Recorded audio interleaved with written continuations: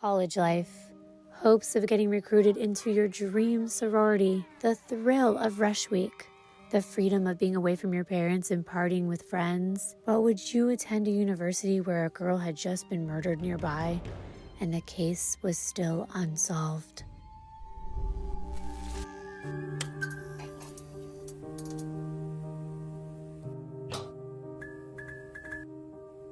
Deadly Deep Dives. Hi everyone, welcome back to my channel. My name is Kimbyrleigha. If you've never been here before, nice to finally meet you. With one of the biggest cases that everyone is talking about right now, the University of Idaho murders, I was doing some research and stumbled upon this story, which I had never heard of, and I felt like giving it the attention it really deserves. But as usual, before I get into the case for today, I would like to thank our sponsor, and that is Rocket Money. Rocket Money is an all-in-one finance platform that helps you save more and spend less, and who doesn't need that? Especially with the holidays just passing and all the spending that happened so that we could bring smiles to the faces of everyone we love. We don't want to be frowning afterward, at least I know that I don't. That's why I'm glad I already had Rocket Money. So let me show you how it works. The Personal Finance Manager allows you to manage subscriptions, which, oh my God, I had so many that I had totally forgotten about. It's so easy to cancel unwanted subscriptions. Rocket Money safely and securely identifies recurring charges and cancels unwanted subscriptions for you. You never have to get on the phone or try to hunt down the cancel button. Rocket Money does all of the hard work for you. You can lower your bills, monitor your credit score, and build your savings all in one place, and I'm truly a fan of all of that.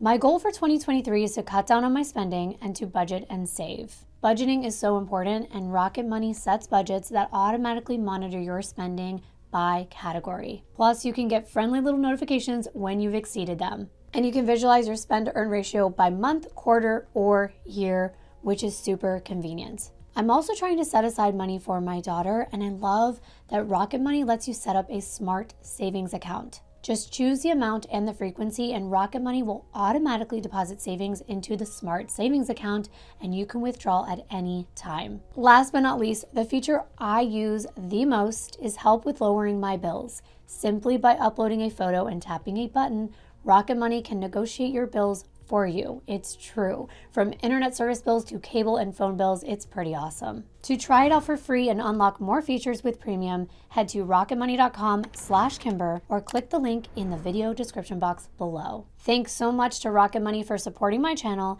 and sponsoring this video.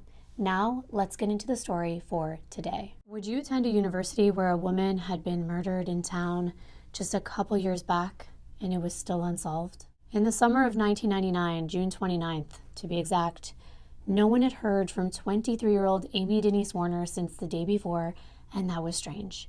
She was a single mother of 2 young children, a 4-year-old daughter, Hannah, and a 7-month-old son, Alex, so it worried her friends and her family when they had not heard from her.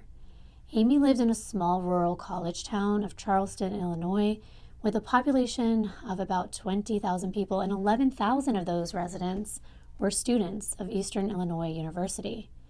Worried about her, Amy's boyfriend went over to check on her at her house around 10:15 that morning, and he was shocked when he found her lifeless body lying propped up on her couch in her living room. It was clear that she had been murdered. There was blood all over the floor, and Amy had visible wounds to her neck and her chest. Her 2 young children were found unharmed, but they most likely witnessed the horrifying acts that were committed on this poor mother.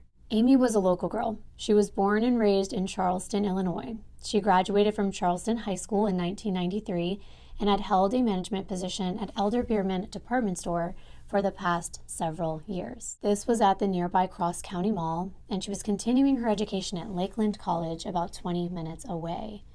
What happened to Amy Warner? Who would do this to her, and why? The what was answered not long after she was found dead. Amy's autopsy revealed that she had been stabbed in the chest and her throat had been cut from one side to the other. There was no forced entry into her home and no items had been taken. Amy was not clothed from her waist down. She was only wearing a pink tank top, and she had defensive wounds on her left hand. The physical evidence indicated that she was positioned face down when her throat was cut, but found with her body facing up. Therefore, she was turned over so that her wounds and the front of her body would be exposed. Detectives believed that the injuries were intentionally exposed for effect. The bottom half of her body, her feet, legs, and torso, were on the couch, but her head was hanging off of it and propped up on a cushion on the floor with her arms posed and extended above her head. It was chilling. It appeared as though Amy was completely caught off guard. She might have been attacked while she was sleeping. Her time of death was estimated to be around 10 p.m. the night before. Amy's cause of death was blood loss from the wound to her neck. The saddest thing that I read about this case was that a bloody washcloth was found near Amy's body, and apparently her 4-year-old daughter had attempted to wipe off her mother and wake her up. That is so gut-wrenching. It's so heartbreaking when children are involved in these cases, whether they're victims or not, and these children were victims because they lost their mother. I can't get it off my mind. What's even worse and more devastating was that police did not have any viable leads. No justice had been done. The who and the why were left unanswered.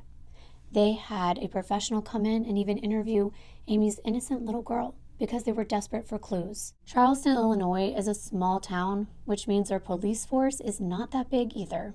The town is not used to dealing with brutal homicides, not like this. The common crimes committed in this area are petty theft, burglaries. They deal with things like car accidents and minor stuff, but violent crimes were rare. Therefore, they called in the Illinois State Police to help with Amy's homicide investigation. They interviewed all of her many friends, family members, neighbors, as well as her boyfriend, who was the person they looked into first, especially since this crime had all the hallmarks of a crime of passion, a crime that was personal in nature, one that was usually committed by a person that knew the victim. But they came up with no leads. There were no fingerprints left behind, and 2 months later, they were still attempting to do DNA tests on anything that they could find, including strands of hair and fibers from the scene, to no avail.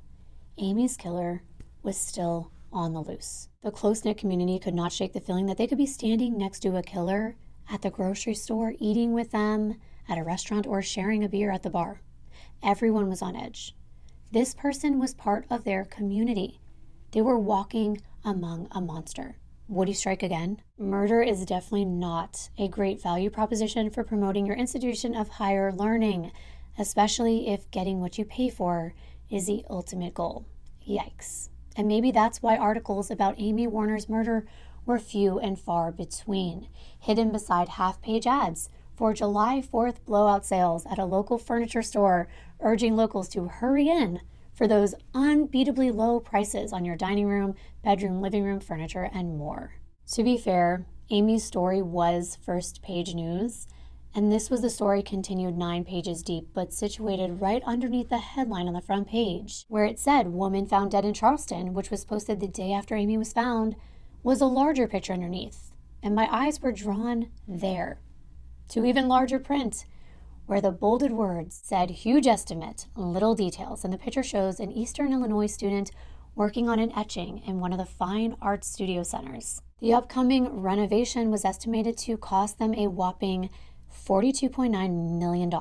That was more than 3 of this university's major projects combined, and maybe that's why there might have been less money set aside for, the police force. The most important aspect of this town was the university, is the university. Everything else lives in its shadow, or dies in it, in Amy's case. Considering Charleston consists of only 9 square miles of land, a town that takes about 8 minutes to drive from one side to the other, or an hour walking distance, the university really is the main attraction. It's at the heart of it all. It's why you come to Charleston, and it's what brought 18-year-old Andrea Will there a year before Amy's murder in 1998. That was the year that Andrea lost her life as well. Andrea had just graduated from Batavia High School in 1997, just a 3-hour drive from Charleston. Andrea's friends referred to her as their little princess. She was an honor roll student, she was on the track team, and active with her high school newspaper. Andrea was a shy young girl, but she was beautiful and she was popular in her hometown. And she was excited to attend Eastern Illinois University. She was a marketing major and a member of the Sigma Kappa sorority. She lived in Lawson Hall, a 9-story on-campus co-ed housing unit. I'm going to show it to you right here. But on the night of February 2nd, 1998, just 4 days shy of Andrea's 19th birthday, she left her dorm room without telling her roommates where she was going, and they were worried about her all night long, and they had good reason to worry, because by the next morning, the campus was buzzing with the horrific news that Andrea was dead. Worse, that she had been murdered. This wasn't a mystery. Her killer had already confessed to the police. As a matter of fact, he confessed to his parents before police were ever called, as Andrea was lying lifeless inside his off-campus apartment. The killer was 20-year-old EIU sophomore Justin Boulay, known as Jay. Justin and Andrea had been dating during the fall semester, and she would frequently come over to hang out at his upstairs apartment on Jackson Avenue. It was a mere 3-minute drive from her dorm room. Justin was from St. Charles, Illinois, which is a town only a couple miles from where Andrea was from. They met at a summer job during high school, and things were going great until winter break in college. Justin had tried calling Andrea a number of times while they were back home, but she never answered. By the time the spring semester started, Andrea broke the news. She wanted to see other people. They were young, and she was in her very first year of college. The night of February 2nd, around 10 p.m., Justin descended the long wooden stairs from his apartment and knocked on the unit below him, where Brian Graham lived with his girlfriend, Michelle McVie, and their baby. Brian wasn't exactly friends with Justin, but they lived in the same building, and he'd visited Justin in the unit upstairs a couple times since he moved in during the summer. He thought Justin was really nice. He was a quiet guy. He never noticed anything weird about him at all, and that's probably why he said yes when Justin asked Brian if he could borrow his car to go pick up his girlfriend at her dorm room. But then, around 3:30 in the morning, Michelle and Brian were woken up by what sounded like soothing type of music, but it was louder than usual for someone like Justin. He had always respected the fact that the lower level unit was occupied by a family. So Brian just knocked on the ceiling a couple times, and Justin turned off the music. He and Michelle really didn't think much of it. However, just a couple hours later, the music was replaced with police sirens, followed by cops climbing the stairs to Justin's apartment. Something terrible has happened. Those were the words that Justin spoke to his parents, Raymond and Marcy Boulay, sometime after midnight, when he called them crying, which was very out of character for him. He said, "I need you." And his mother told him they would be right there. He instructed them to meet him at his apartment, which was over 200 miles away. That's a good 3-hour drive. When they arrived, Justin was already waiting outside. He got into their car and he told them to drive to the town square. That is where he confessed through tears that Andrea was injured, or worse. He told his dad to hold him and that he wanted to speak to him in private. However, his mother, Marcy, she made sure to tune in, and she did not miss a beat. This is what she overheard her son say about what happened to Andrea. He said that she came by his apartment, they ate some pizza, they had sex, and he gave her a birthday card. Then he said that her tone completely changed. She was being mean to him. She was demanding her presence. And Justin said, quote, "The next thing I knew, I was coming out of a haze. I was on the floor, she was beneath me, and the phone cord was wrapped around both of us. She was dead. I couldn't believe it," end quote. His dad asked him if he hurt her, and Justin responded by saying, "I'm not sure." But when his dad asked if they needed to go check on Andrea, Justin said no. She's gone. Charleston police were called at 5:11 a.m., and by 5:30 a.m., Justin was arrested. His parents drove him right to the station and handed him over to police. Officers walked into Justin's apartment, and right away, they found a handwritten note from Justin detailing what he said happened between him and Andrea. Justin wrote that an argument started between the couple when Andrea let him know that she no longer wanted to be in a relationship with him anymore. She was already seeing other people. His words went on to read that we got into a fight over stupid stuff. She told me about the guys she was dating and, quote, "I lost it. I couldn't let go of her neck," end quote. There was more in that letter, but tending to Andrea was much more important. Officers discovered her lifeless body inside Justin's bedroom. However, it wasn't just Justin's hands that were around Andrea's neck. Her autopsy report showed that she was asphyxiated with a telephone cord. What did Justin have to say about all that? Well, not guilty, that's what. He said he had no recollection of the actual murder.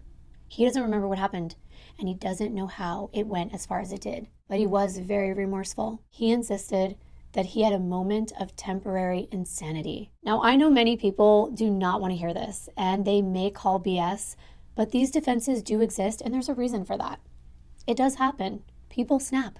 They fly into a rage, and the adrenaline takes over, putting them in a fight or flight mode, and instinctually, they want to fight for what they love and believe in, or against what they fear in that moment.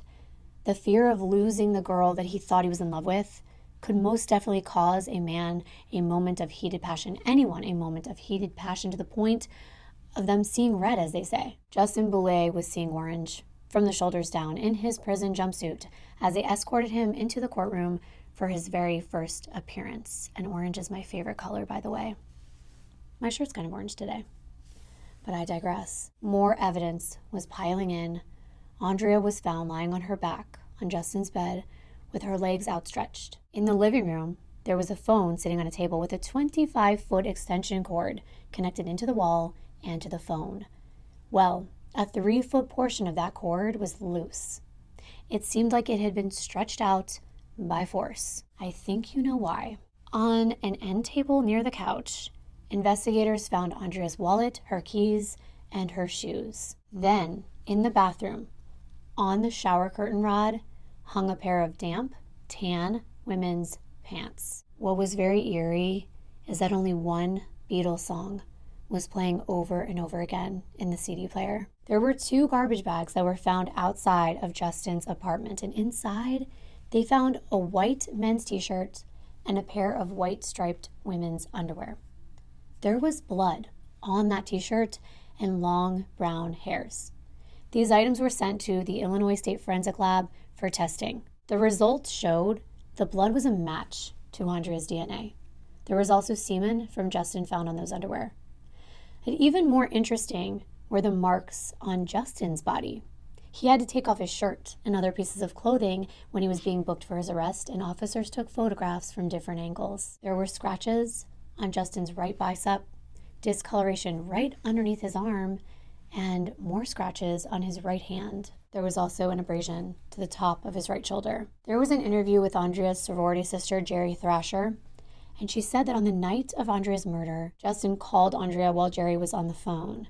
So she took a message for Andrea and told him that she would have her call him back, and she did. Jerry never listened to that conversation because she left to go meet up with some friends. However, she did tell authorities that the couple was broken up at the time the murder occurred. Something I want to point out from the case that I just did on Brittany Brashears was that she also had been broken up with her boyfriend at the time, yet she still met up with him. And I know this is completely normal.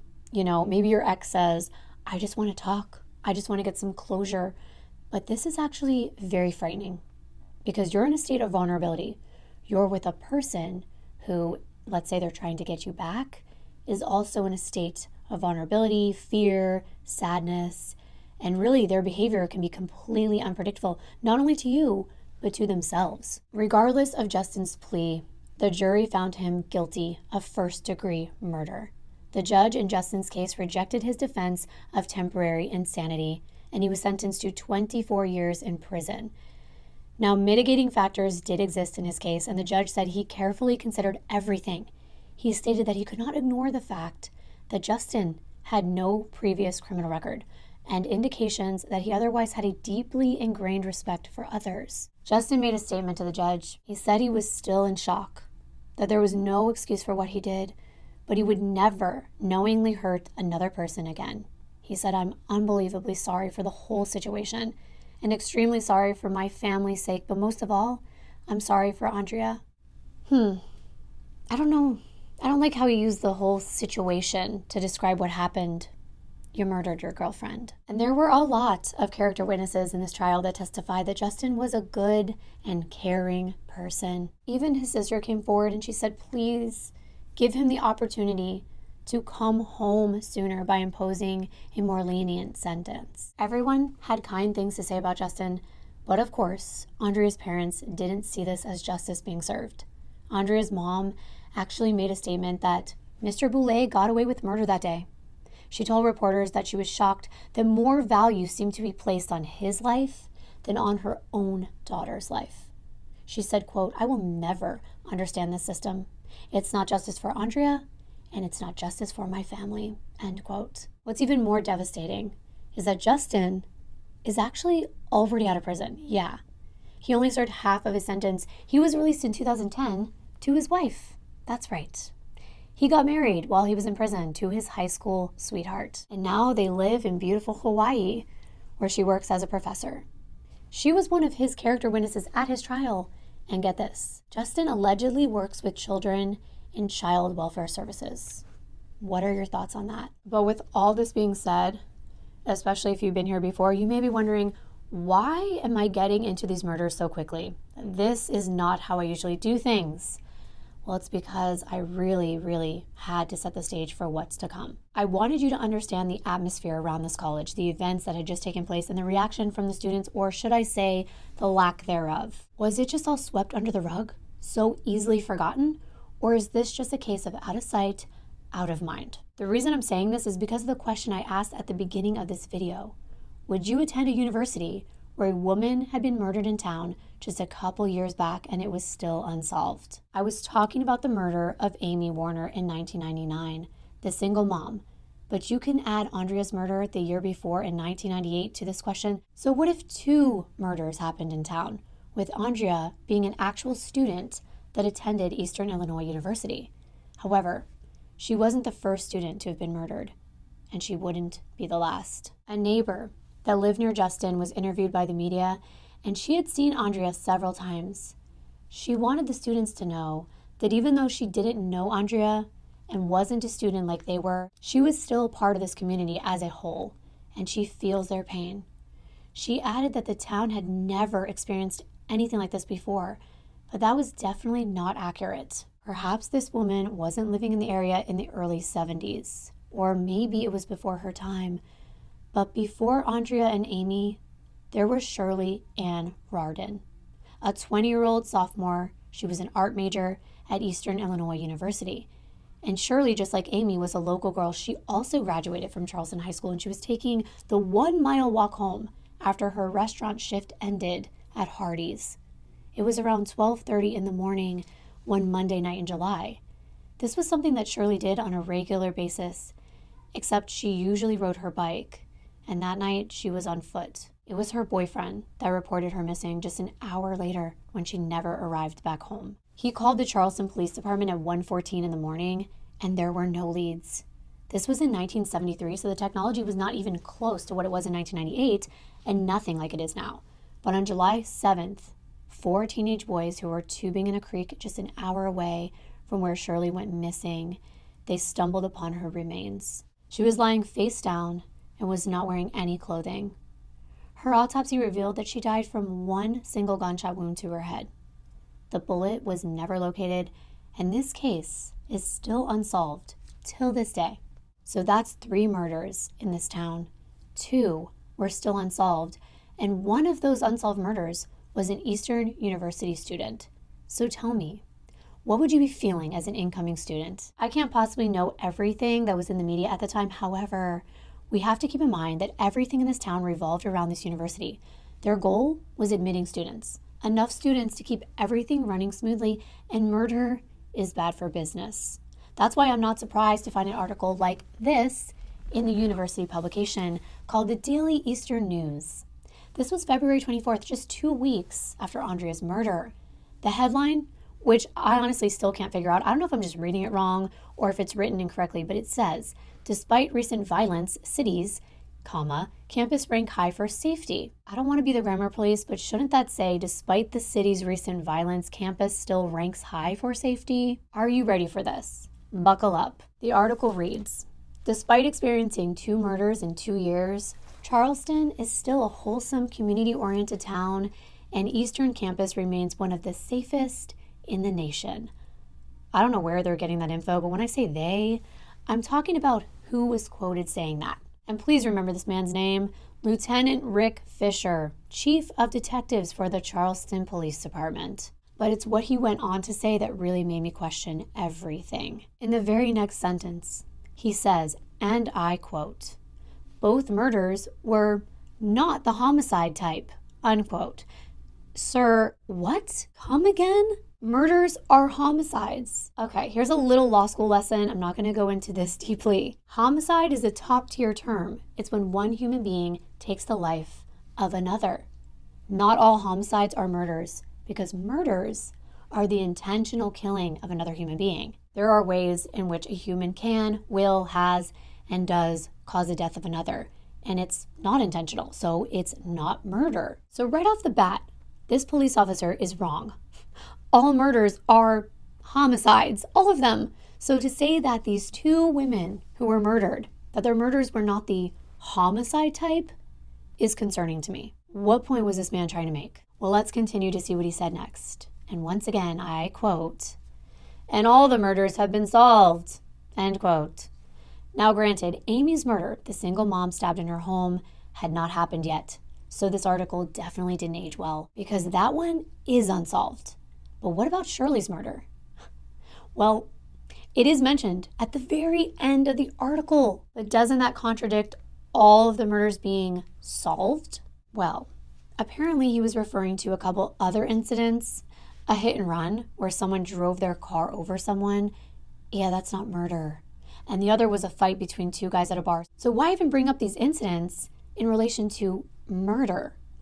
Andrea had just been murdered a couple weeks before, and it was 100% the homicide type. Her ex killed her. But the lieutenant goes on to explain, and I am so glad he did, that before 1996, there were 5 murders in the first 18 years that he worked for the Charleston Police Department. 4 of those were domestic in nature, which, by the way, he seems to completely discount as almost not being worth putting into the murder category, because they were women who, what, shouldn't have dated that particular man? Tell me more, Lieutenant, because I'm all ears. And he does. He explains that the domestic situations are classified as strangulation types of murder. Okay, that's a cause of death, sir. Murder is still murder. He doesn't seem to understand the difference between manner of death and cause of death. And this man is supposed to be the lead detective on these cases. Do you see a problem here? He said another characteristic related to the murders is that all of the victims knew their suspected killers. So his advice, be concerned about the people you know.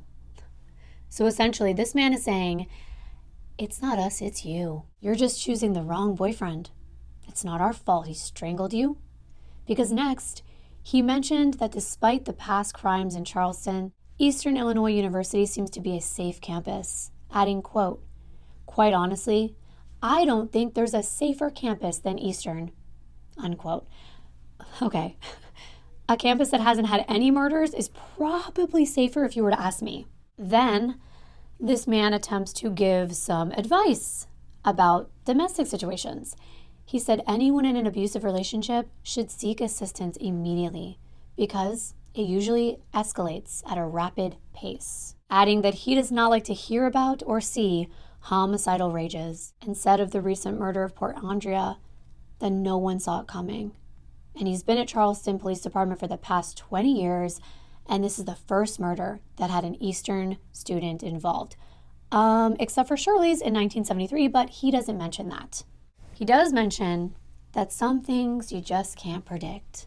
Sometimes people just flip. And I want to ask, sir, do you have a crystal ball? Aren't all murders completely unpredictable? If we knew someone was going to kill someone, we wouldn't need you to solve crimes. But quite frankly, I don't think the job was being done sufficiently anyway. Still, he makes sure to let the students know that the campus police do a good job. And he doesn't want Andrea's murder to alarm anyone. Fair enough. She must have just been one of the unlucky ones, right? This article made me so mad, if you cannot tell. And this was an ongoing theme. Just saying, crap happens. We don't know why, but watch your back. Another chief in the neighboring town of Mattoon said that 6 murders took place in Coles County in the past 2 years. And that's the county that both of these towns are in, by the way. He explained that all have been solved, or at the least, a suspect is in custody, saying This says something positive about local law enforcement. Does it though?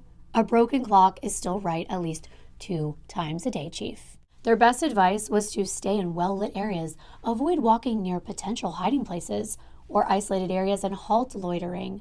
Check out your car before getting into it in a parking lot, and be cognizant as to where you are, and don't have a false sense of security. Well, I guess he said it all with that last sentence, didn't he? And at the very end of this article, the author includes information about Shirley's unsolved murder back in 1973. It was almost laughable, but murder is not a laughing matter. This was concerning. This is the information that these students were getting. You realize I wouldn't be telling you this story if something else didn't happen after this. So let's jump to the following year. It's August of 1999, right before the beginning of a new school year. The fall semester is right around the corner. All the new students are moving into their dorm rooms for the very first time. The campus is buzzing with people. It's an exciting time for students, but it can also be a hard time for parents. They're saying goodbye to their children for the very first time in their lives. It's a turning point when parents have to let go and allow their precious babies to fend for themselves in a new world, even if it's a world not too far away. 2 of those new students were Carissa Brooks and Shannon McNamara. Both girls chose Eastern Illinois University because they both dreamed of becoming teachers. Eastern Illinois University, which I'm going to abbreviate as EIU from now on, is known as a teacher's college. It's ranked as one of the top teacher candidate preparation programs in the state. It was Carissa's freshman year, but Shannon was an incoming junior. She had actually transferred from Harper's College back in Palatine, Illinois, which was close to her hometown of Rolling Meadows, and that was about 4 hours away from EIU. This was her first time being away from home, and she was ready. She could not wait for all the independence, the fun, the new friends, and of course, the boys, but her dad wasn't feeling the same. He was not ready for her to leave. He was content having her finish her studies back home. It's truly hard to let go, but you also want to honor your child's wishes and their dreams, and this was part of Shannon's ultimate plan. She wanted to graduate with a degree in physical education and a teaching certificate. Sports was a huge part of Shannon's life. I want to tell you all about that in just a moment. Carissa and Shannon's parents were helping them move into their new place. They're bringing boxes up to the dorm room. They're helping them unpack a little bit, but it wasn't long before the girls were finally able to be free, be adults, and be alone to experience all that the university life has to offer. And EIU had a lot to offer. For the most part, it's an all-encompassing campus. It's described as its own island. The campus has its own restaurants, housing, fitness centers, even its own bar. And this is all for the convenience of their students so that they really do not have to leave for much. They can concentrate on their studies with everything they need within walking distance. It's like its own town within a town. Here's a bird's eye view of the entire campus. It's a pretty decent size. These photos of students during move-in day really bring me back. I remember my very first year of college. I lived on campus too, and this just brings back so many memories. It can truly be such an exciting time. Students are given a map just like this one to help find their way around until they get acquainted with everything on campus. I too wanted to familiarize myself with this map because I wanted to know everything I possibly could about what these students knew, what they felt like, and I usually want to understand what the culture and experiences were at the time that these cases take place. So let's take a look. You have this circle that's explaining that the admissions is in the old main building, and this was so cool. I'd never seen this before. I use Google Maps all the time, but Google Maps had a special feature where I could actually virtually walk into the admission center. I felt like a student. This was my first time stepping into this building, and I walked through the halls virtually. I even saw this little welcome message on this screen, and this must be how they welcome new students in for tours, or maybe new students for their orientation. I don't know, but it was a nice touch. Back to the map. You've got the visitors parking, the student services, and all the official buildings like the university police office. But as you go down this middle section, you start seeing academic buildings, the Fine Arts Center, the gym, courtyard, the library right here in the middle, and then you get to all the on-campus dorms. They're walking distance to all the academic buildings. There are actually 11 residence halls and 2 on-campus apartment complexes with a little more freedom, and that's something to note. 3 of these dorms are exclusively all female. Only 1 is exclusively all male, and the rest are co-ed residences. But the most desirable place to live if you're going to live on campus is the coveted Greek Court. Here's a bird's eye view. It's a really nice area of campus. Now, these homes are exclusively available to sorority and fraternity members. You have to be recruited in order to be accepted into a particular Greek organization. EIU has 11 sororities and 5 fraternities. Now, I was not well versed in Greek life. My undergraduate school did not have fraternities or sororities, so I never learned about them. However, many of the cases I do sadly include college students, and a few of them have been a part of Greek life, including the women that were recently murdered in Idaho. It happened in an off-campus rental house right outside of their university. That case involves 4 students, all of whom were part of Greek life. Therefore, I felt it was important to understand this aspect of this case. Now, from EIU officially, here's what the school has to say about Greek life. Becoming a part of a fraternity or sorority is a unique, once-in-a-lifetime experience. Joining fraternal organizations means finding your home away from home and forming lifelong friendships. Fraternity sorority life is the best way to immerse yourself into an abundance of leadership, campus, and community services and opportunities. The first step to becoming a member of a fraternity or sorority is to participate in the recruitment or intake process. Through these processes, you'll discover the benefits of fraternity sorority life, make new friends, and become acquainted with the EIU community. You may consider contacting the respective councils or chapter's vice president of recruitment for further inquiries regarding membership expectations. And there are expectations. As a matter of fact, there are requirements, one of which is obviously to be a full-time student of EIU. But beyond that, there are also academic requirements. The average GPA to be considered for membership is 2.5, and some chapters may have a higher minimum GPA requirement for membership. So you gotta be serious about school, or at the least, be able to maintain that 2.5 average, which is usually a C average, I think. However, it's hard enough to maintain good grades with all the regular activities and the regular classwork. But being part of Greek life intensifies that by a lot. There are mandatory meetings, events, parties to attend all the time. It's a very serious commitment, and that's why recruitment is so important, because each organization wants the best of the best. It is such a big deal that there are entire YouTube channels that are dedicated to helping girls get accepted into their sought-after sorority. I found a couple very informative channels. Bria Jones, for one, she really shows some interesting aspects of all of this. Some which I admit I found extremely cringy, to say the least. We've been waiting for you all summer, and we're so glad you're finally here! But she describes Rush Week, which is the recruitment week, as women speed dating one another to get a spot in a new house or get the new girls they want in their houses. She said it was a chaotic time. And then there are women like Sammy Nicole. She takes a little bit more of a serious approach, and she offers tips and tricks to get into a sorority of your dreams. I wanted to sit down and film all the answers to the questions about sororities that you guys have been asking me. From what do you wear during recruitment, how does recruitment work, how much do you pay to be in a sorority, and is a sorority the right thing for you? I'm answering all those questions. Hopefully you'll find this video super helpful. In today's day and age, with the dawn of TikTok, Greek life has been on display more than ever. And it's gone quite viral, making it even more of a desirable lifestyle for many people, especially women. Sisterhood Round, OOTD, Bama Rush Week. The dress is from White Fox. My name tag from G5. My G5 loves the tide. Jesse, what's your favorite part of Bama Rush Week? My favorite part of Bama Rush Week is singing all the G5 songs. Rush, Day 5, OOTD. My earrings came from Allie Lynn's. My necklace is Michael Kors. This dress looking romper came from Allie Lynn's.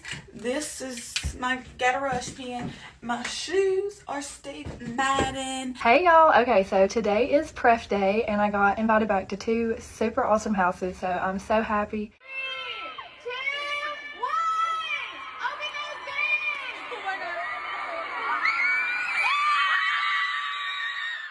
For men, fraternities seem like a great way to actually meet the women who are good enough to make it into one of the sororities on campus. To many, it's just a big excuse to party and has less to do with all the charity and the community events. I've seen entire videos on the toxic side of Greek life and why people should not want to be part of it. but to each their own. Everyone has their own reasons, one of which is usually about the future. Being a part of a sisterhood for the rest of your life can open up many career-oriented opportunities. I found this out reading Monster.com, the career recruitment site. It has an entire article about how 5 ways rushing a fraternity or sorority will help you land a job. I hope you learned something in my videos because I always do. But this author has 15 years of experience as an executive job recruiter and says Greek life and the entire recruitment season primes you for social skills and emotional intelligence that employers covet. Simply stated, you'll figure out how to work a room. Her words. This article says that Greek life recruitment helps you interview later in life. You master small talk and carrying on a conversation. You'll grow your network because once you get into a certain chapter, there are 9 million other people in the US with Greek ties. Fraternities and sororities have dress codes, so you'll learn how to dress the part for your future career. That's questionable. And because there's so much to do when you're involved in Greek life, you'll learn time management skills that will help you become a master at prioritizing your time and handling a lot on your plate. Lastly, you will learn to make quick decisions. Not only are each and every sorority scouting for new girls, but the girls are also scooping out which one they want to join.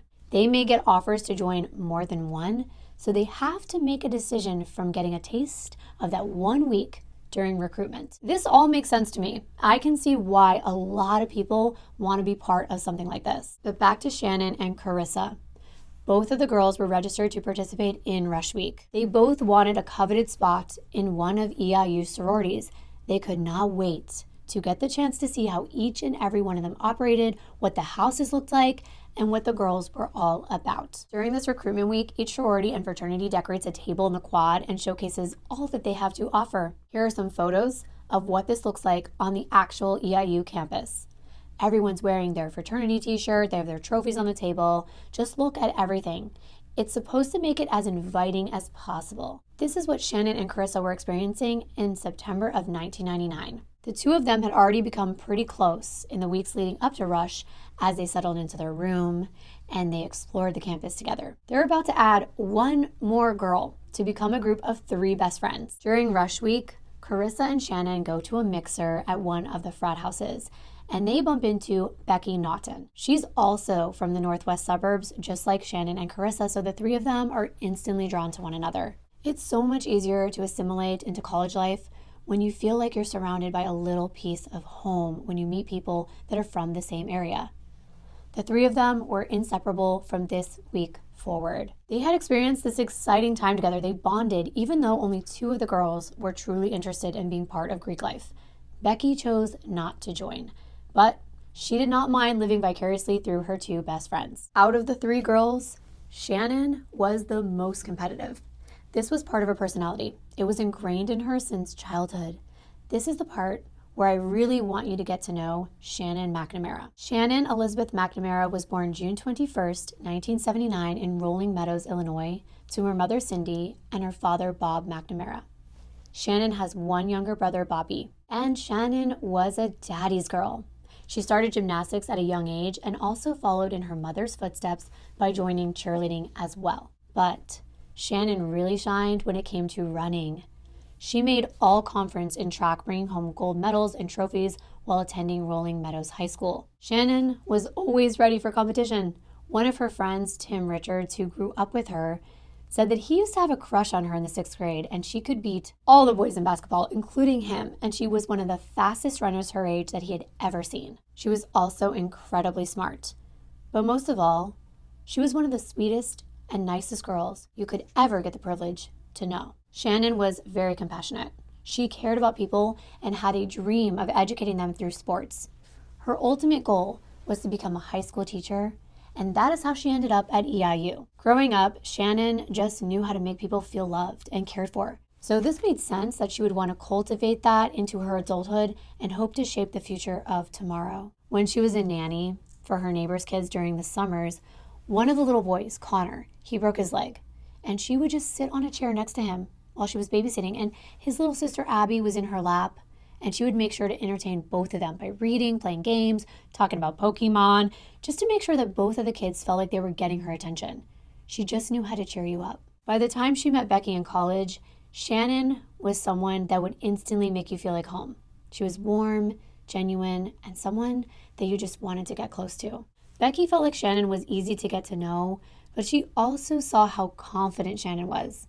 When it was time to rush for the sororities on campus, Shannon was pretty ruthless. There was that truly competitive side to her. She would not give up until she won. She also stood out in a crowd.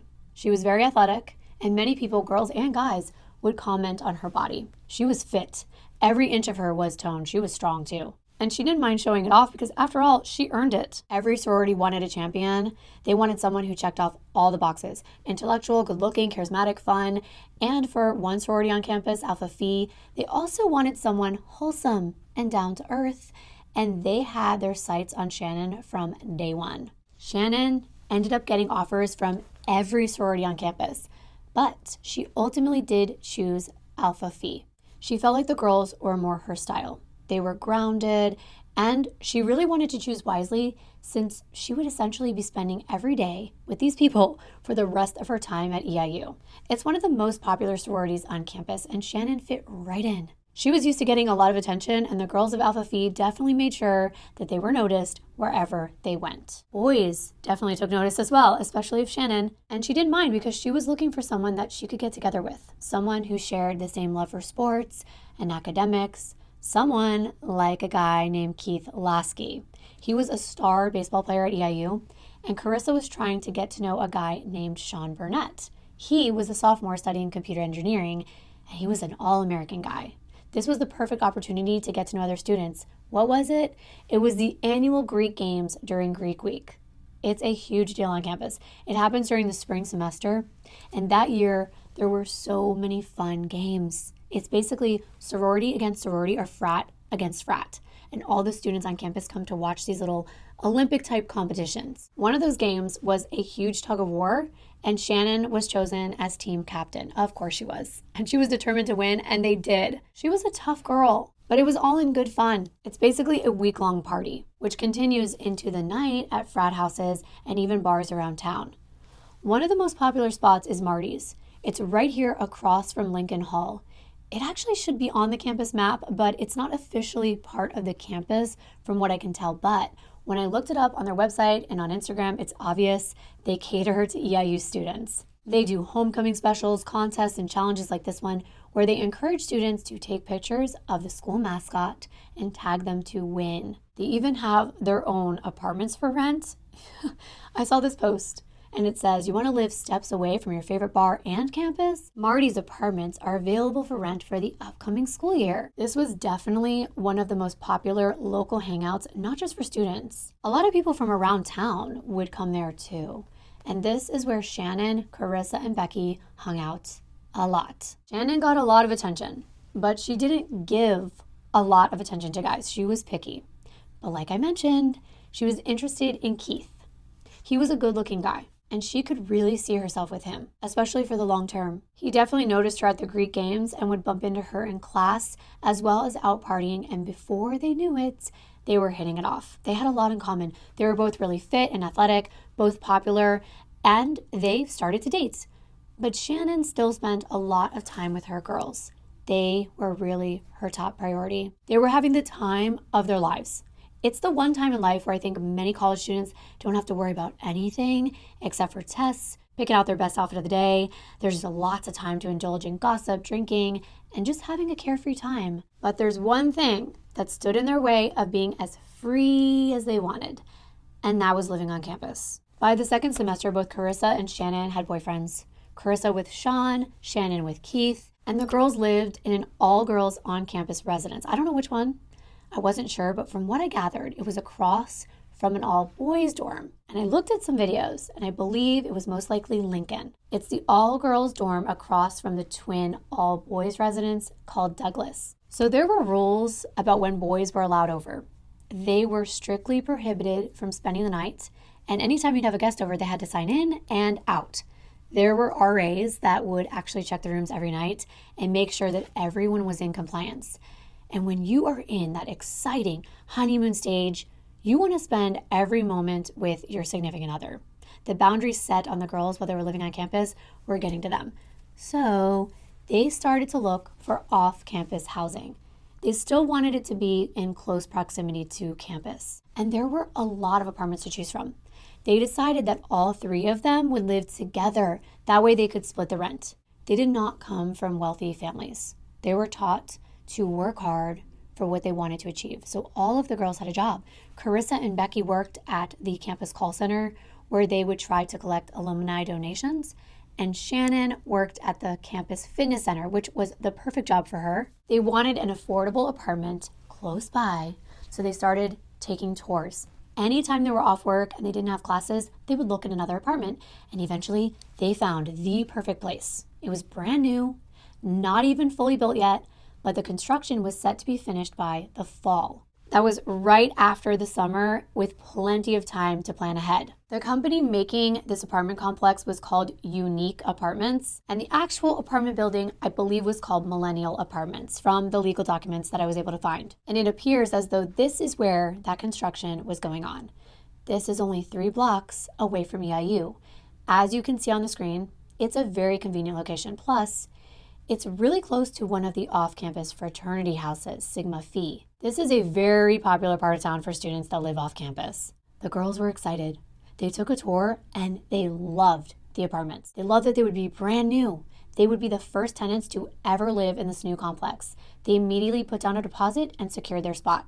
Until then, the girls were having more than enough fun to pass the time. There are so many pictures of them spending time together, throwing parties all around campus and beyond. Shannon spent a lot of her time with her sorority sisters. Here's a picture of her with her Alpha Phi shirt on at a party. Now, we've talked a lot about Shannon, but there were also things happening with Carissa as well. Carissa was a bubbly blonde. She was very pretty, very fun. She loved to smile and laugh and spend time with her friends. She was dating Sean Burnett at the time.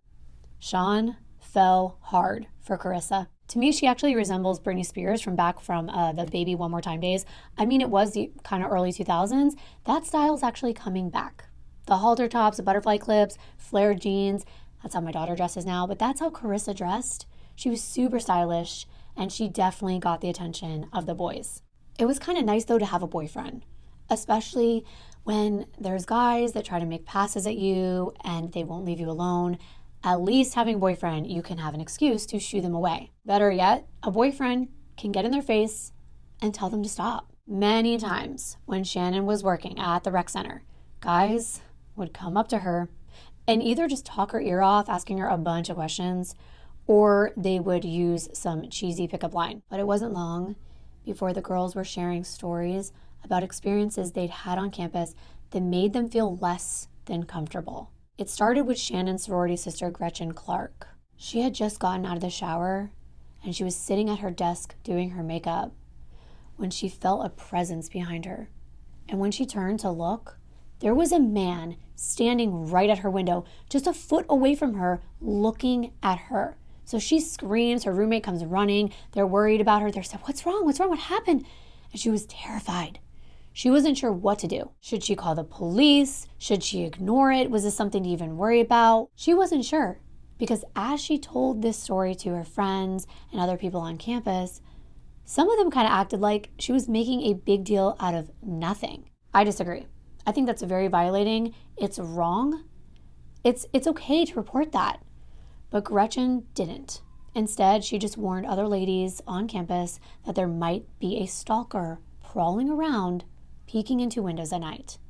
Be careful. But Gretchen was having a very hard time dealing with this incident. Other people may have shrugged it off, but it made it very hard for her to feel safe. She didn't trust anyone. As she walked around campus, she would be looking over her shoulder all the time. She kept examining every person looked her way. Call it paranoia, but Gretchen did not feel comfortable. Every guy that she came in contact with became a potential stalker. She would study their eyes and their facial features, just trying to figure out if they looked similar to who she saw staring at her that night. But as busy as she was between her classes and Alpha Phi, the worries began to shift to the back of her mind. However, for the students that had already been on campus the past couple of years, the news of a stalker had them riddled with fear. They remember Amy and Andrea. They have reasons to believe that this stalker might be more than just an innocent person who was lost and wandering around EIU. To them, Knowing that a woman's throat had been slashed just a few blocks away less than a year ago and it had never been solved meant that a killer was still out there. Was he going to strike again? Was this him staring into Gretchen's window? Something unexpected and terrifying happened before the summer even began. Something that threw the girls off guard and ruined all of their plans for the following semester. In the middle of the night, a fire began to rage on the 1100th block of 4th Street. The biggest fire that anyone had ever seen on campus before. It was huge. The city was in a state of emergency. People were evacuating their apartments nearby. There were fire trucks, ambulances, police car sirens were blaring towards the blaze, and the fire was spreading fast. There were multiple structures up in flames, along with cars, heavy machinery. It took a while to get this fire under control, but once it was completely out, an entire investigation commenced. It was suspicious, especially because of how fast it started and spread. They suspected it was arson. This fire burned out 11 structures, 2 of which were so damaged they had to be torn down. Residents and students who lived there had to be relocated, and many of their treasured belongings were destroyed forever. Not only that, there were at least 20 vehicles that caught fire, and a number of them were too damaged to be salvaged. Ultimately, the fire was deemed to be a result of arson. Starting in a building that was currently under construction, that entire building was destroyed, as well as a construction trailer, backhoes, and 2 forklifts. That was the building that the girls were supposed to move into. It was gone. They estimated that this fire caused $3.1 million in damage. It was shocking for these girls. When they found out what happened, they had no idea why anyone would intentionally do something like that. It was terrifying to think that someone in their community was most likely responsible, yet the authorities had no one in custody. The girls were obviously very sad and disappointed about their new apartment burning to the ground. Now they were back at square one with the summer approaching. I wouldn't exactly say they were desperate, so to speak, but they didn't have a lot of time to look for something, especially because 11 other buildings were affected at that point, so other people were looking for a place to stay as well. So I'll say that they kind of lowered their standards just a little bit, but they would not budge on the area. They still wanted to be in that prime location. Most of the apartments were already rented, but there were students who were graduating and moving out. So they hoped to get lucky and find something within their budget that was close by. And one afternoon, Becky drove them around. They were all excited. They were going around the neighborhood looking at apartments that Carissa had already picked out.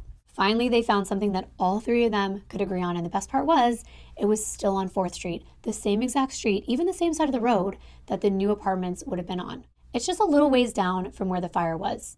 But it wasn't nearly as nice as the new building that they were set to move in. It didn't have all the bells and whistles.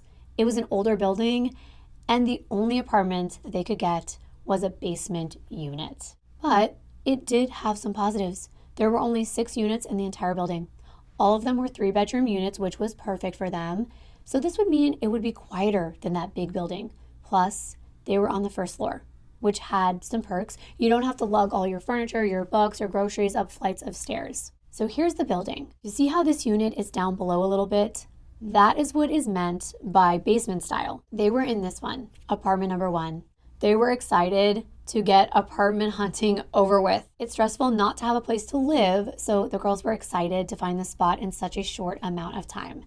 Here is where the fire was. It stretched down this entire portion of the street. Here is the building rebuilt. This is where they would have been living. So compared to what they settled for, I can definitely see why they were disappointed, but still, they were grateful that they had somewhere to go next semester before they left for the summer. And Shannon's dad wasn't thrilled about this apartment. He really preferred the newer one. It seemed like it was a lot safer for the girls. It was more secure.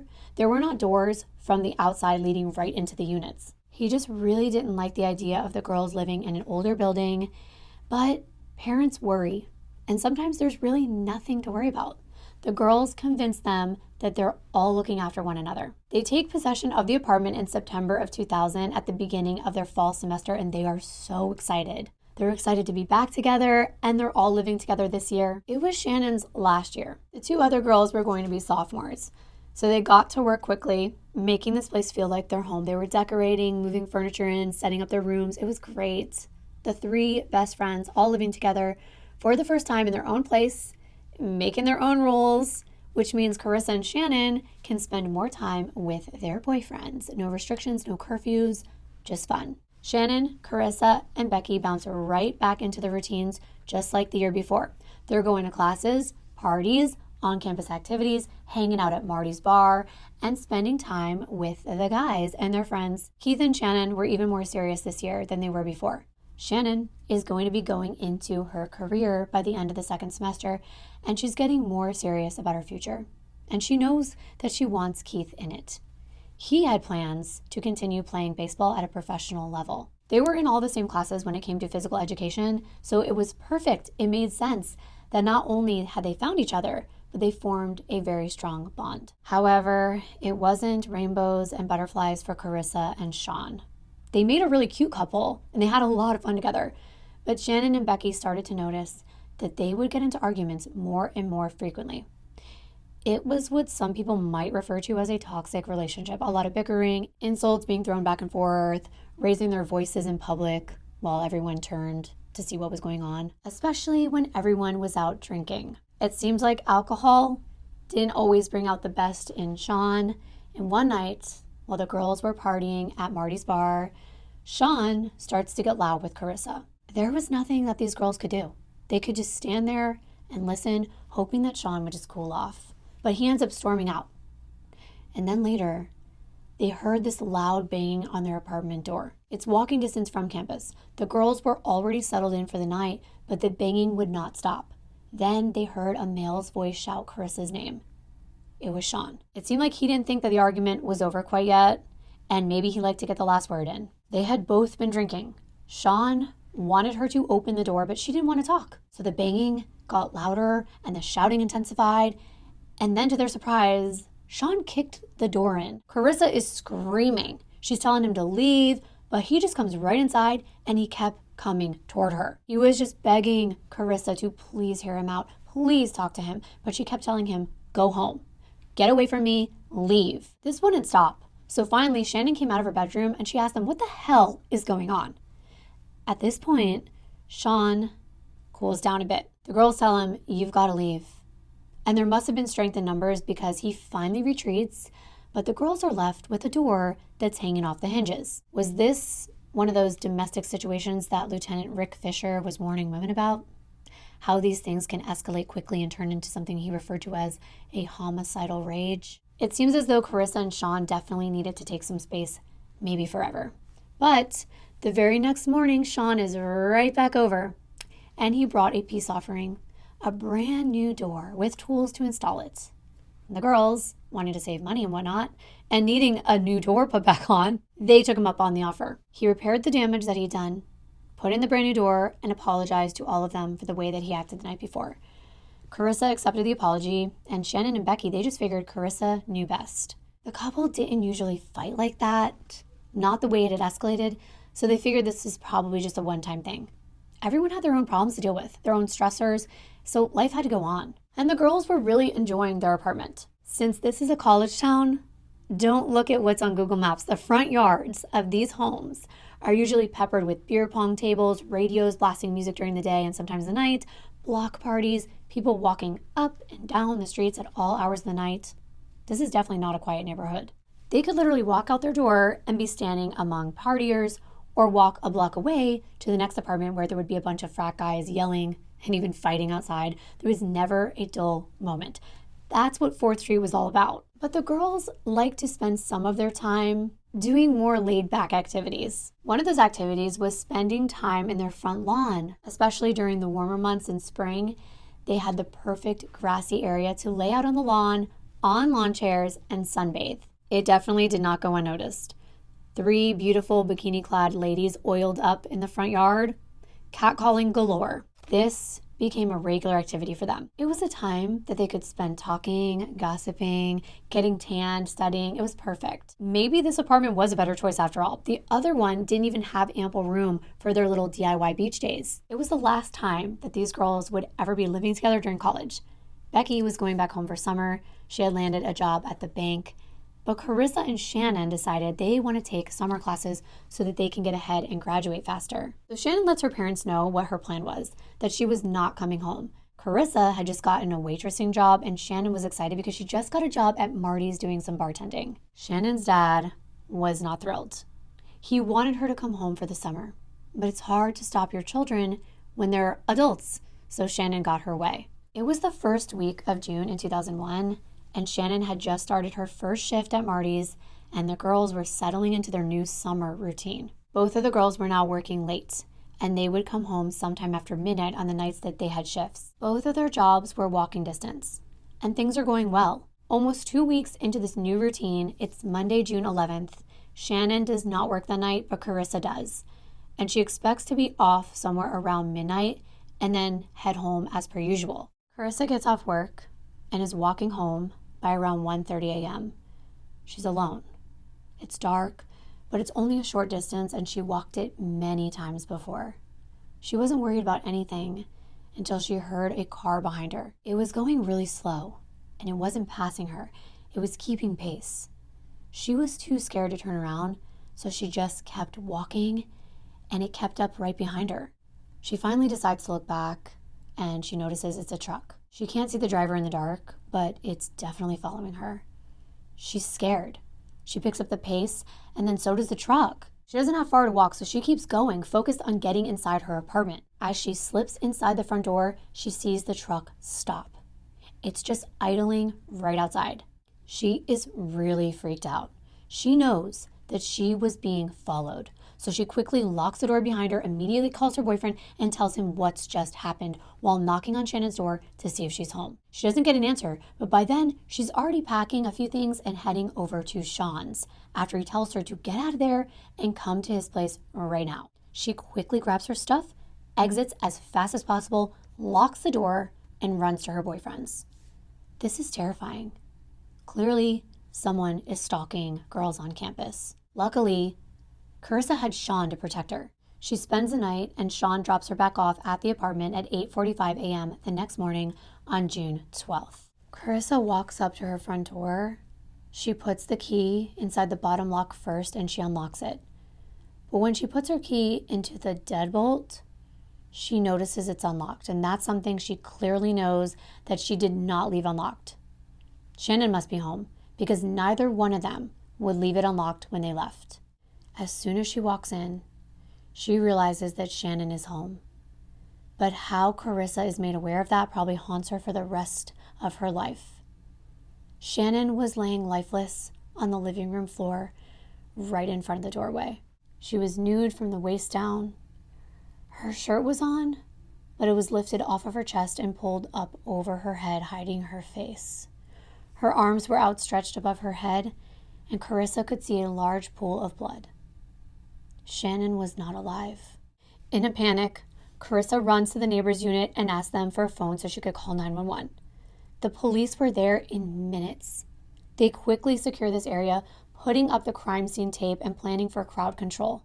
Upon arrival inside Shannon's apartment, officers see exactly what poor Carissa witnessed when she arrived home that morning. Shannon was lying on her back. Her bra was pushed up. A yellow t-shirt was also pulled up and over her head.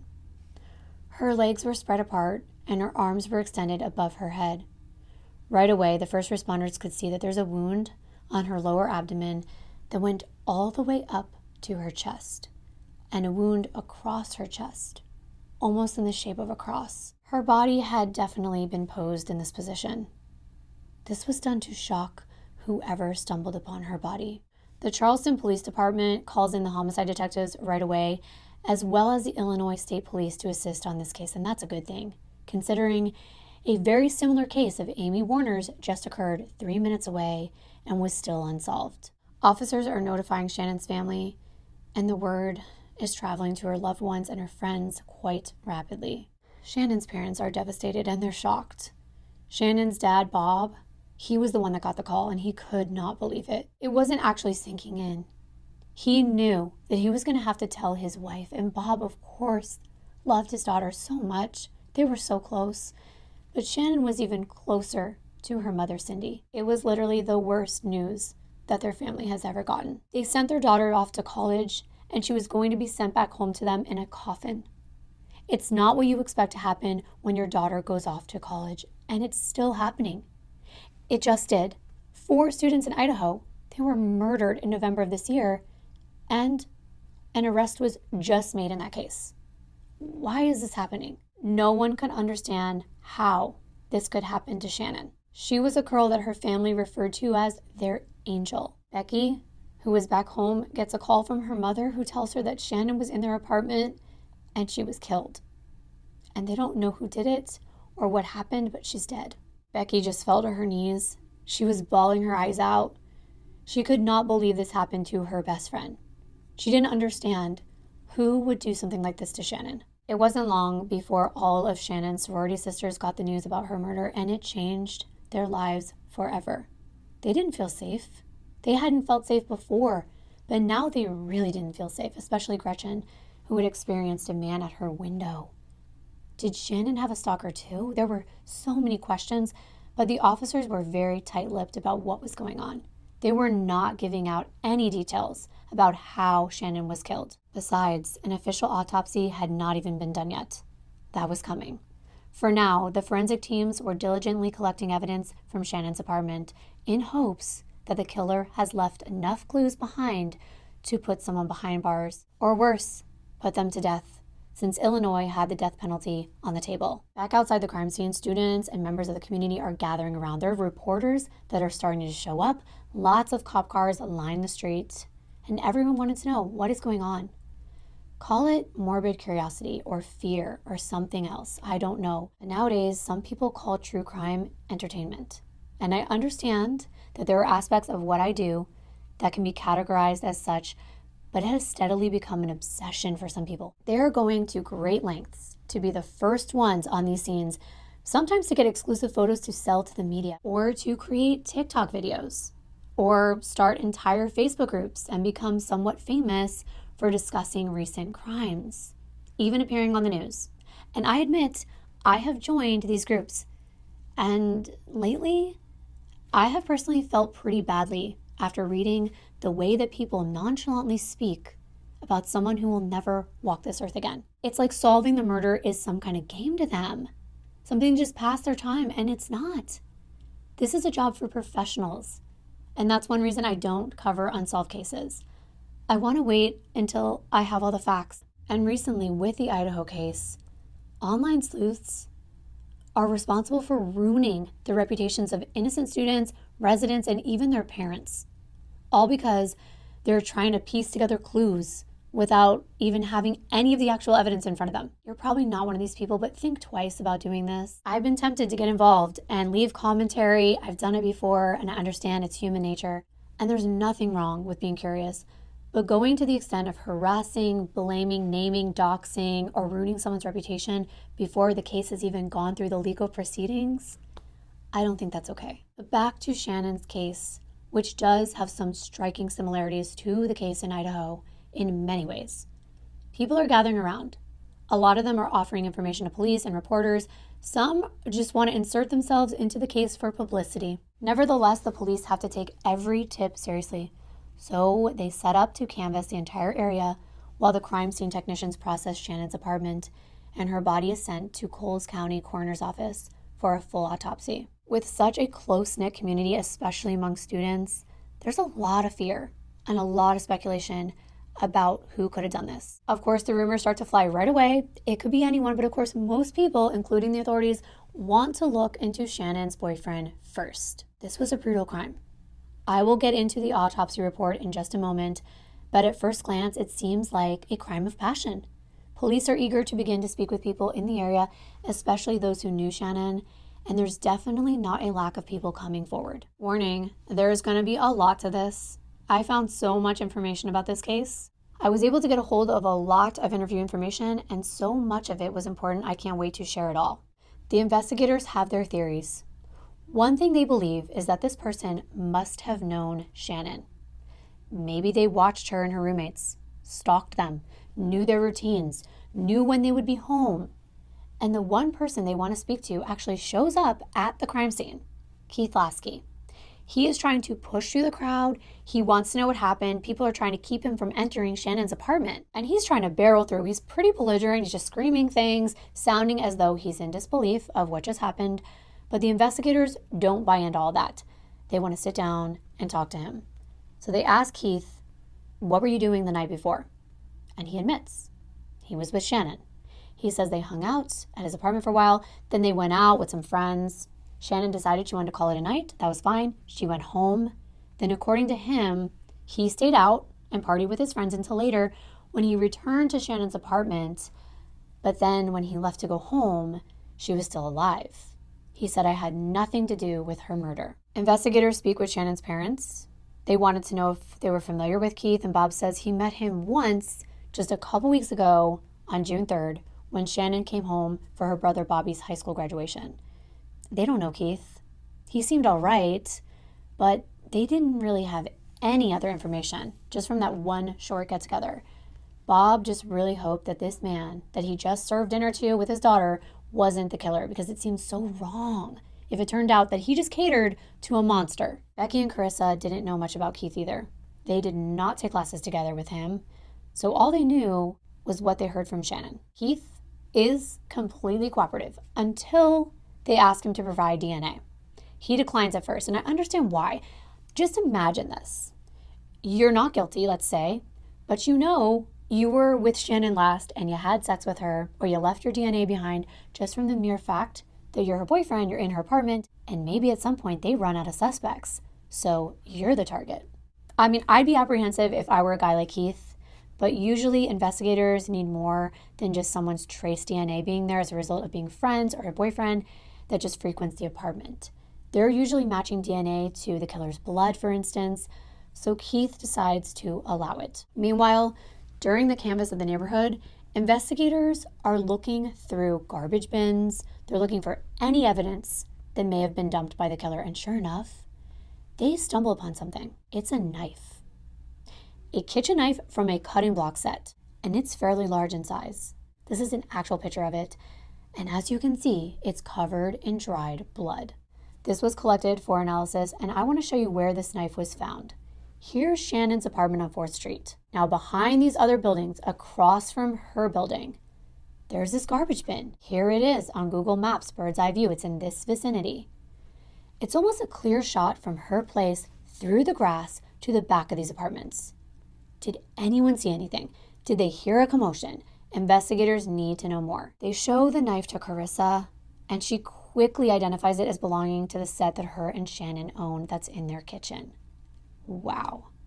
Things are moving so quickly in this case. Reporters are talking to a lot of students.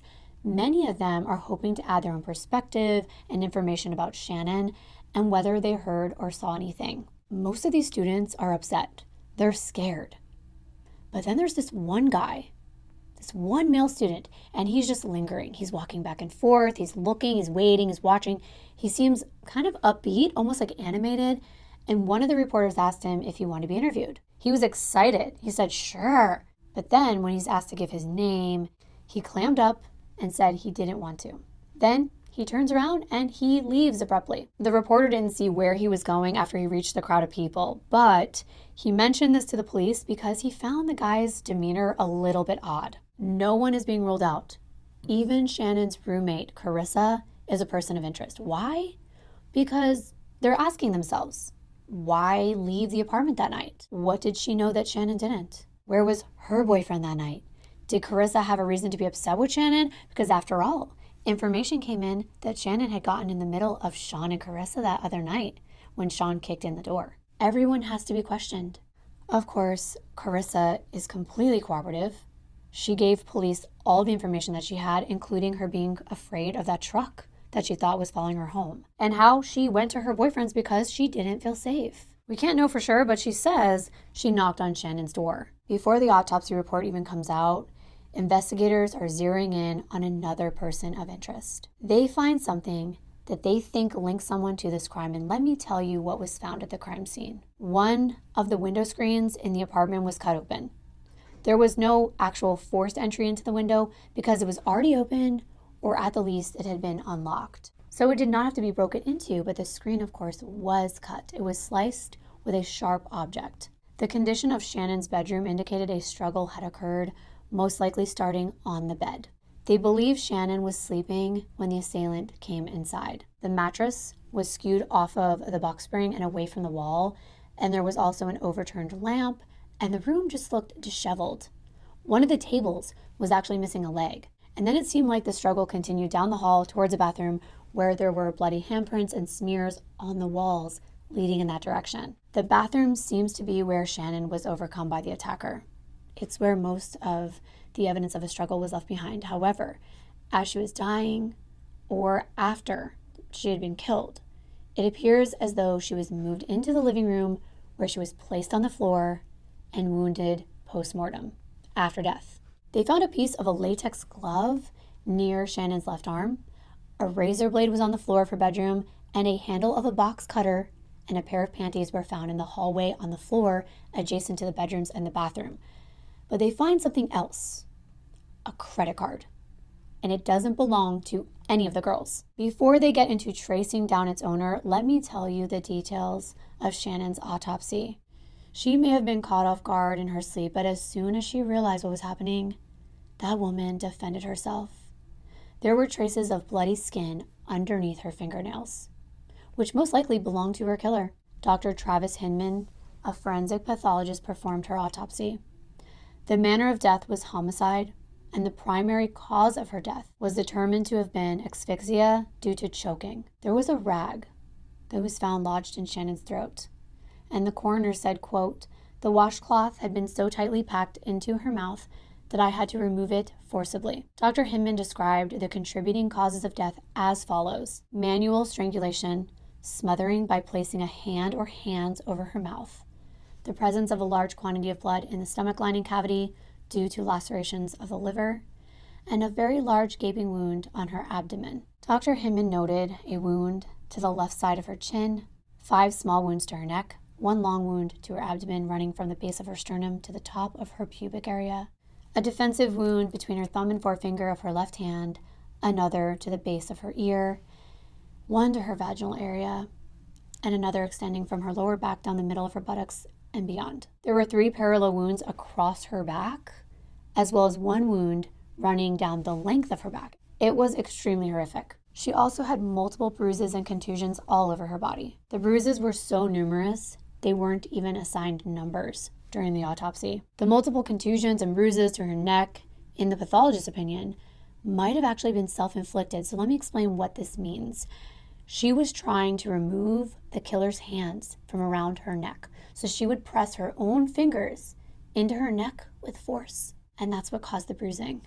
It was noted that there was bruising on the left side of her neck and jaw, as well as multiple bruises and abrasions of her right elbow and both sides of her mouth, her lips, and just below her chin. There were signs of manual strangulation and a large bruise on her left hip region. She also suffered blows to the head that resulted in a brain bleed. Her liver was so damaged by force in a way that was very hard to do. The pathologist believed the only way this could have been accomplished was that she was stomped on. That is unbelievably sad. That's so sad. I mean, no one like Shannon deserves something like this. They don't. It's just heinous. Then after all that, Shannon was put on display for someone to be shocked to the core when they found her. Investigators have to find the person who did this, and they think they already have his name. 25-year-old Anthony B. Mertz. That's the name that was on that credit card that they found at Shannon's. The card was bent in half, and it appeared as though it had been used to try to break into Shannon's door. But who's Anthony? How does he connect with Shannon? Wait until you hear all of this. They look up his name and they find out he goes to Eastern Illinois University. He's a student, and that was shocking to them. I think I would be shocked too. I think the first thing you think of is this is some deranged person, maybe they're older, not really someone blending in at campus. But all they know is that they have a Navy Federal credit card with this name on it. Not only that, he lives right across the street from Shannon. I mean, right across the street. Look at this. So could there be an innocent reason his credit card is in her apartment though? I mean, this is a party town. Everyone comes over each other's houses. Sometimes strangers tag along with people that you know. Could the girls have been friends with Anthony? I mean, they did live on the same street. They were bound to have mutual friends, right? Yes, of course. And that's why detectives need to do more digging. Officers who had canvassed the area earlier were actually given Anthony's name from someone that lived in his apartment building. They eventually track him down in one of his neighbor's apartments. His neighbor's name is Brian Beaver. Anthony is wrapped in a sheet on Brian's floor. One of the officers had to shake Anthony because he was not fully awake or coherent at the time. But once he sat up and he was paying attention, they asked him whether he had heard or seen anything the previous night, and Anthony replied that he had just been drinking all night. The officers left, but they went back later after they heard that his credit card was found at Shannon's apartment. They brought him back to the police station for questioning. Anthony said he had been drinking with Brian Beavers at Brian's apartment the night before, and then his last recollection of that night was that he was watching a Batman cartoon DVD at around 2 a.m. at Brian's. While talking to Anthony, Officer Patrick Callahan noticed some minor cuts and abrasions on Anthony's hands. Anthony says this happened the night before when he broke a shot glass. Callahan asked Anthony if he knew the girls across the street that lived in the apartments where Shannon's apartment was. Anthony said he did not know who they were, but he was aware that females lived there because he saw them sunbathing. When asked when he saw this, he said he saw them recently.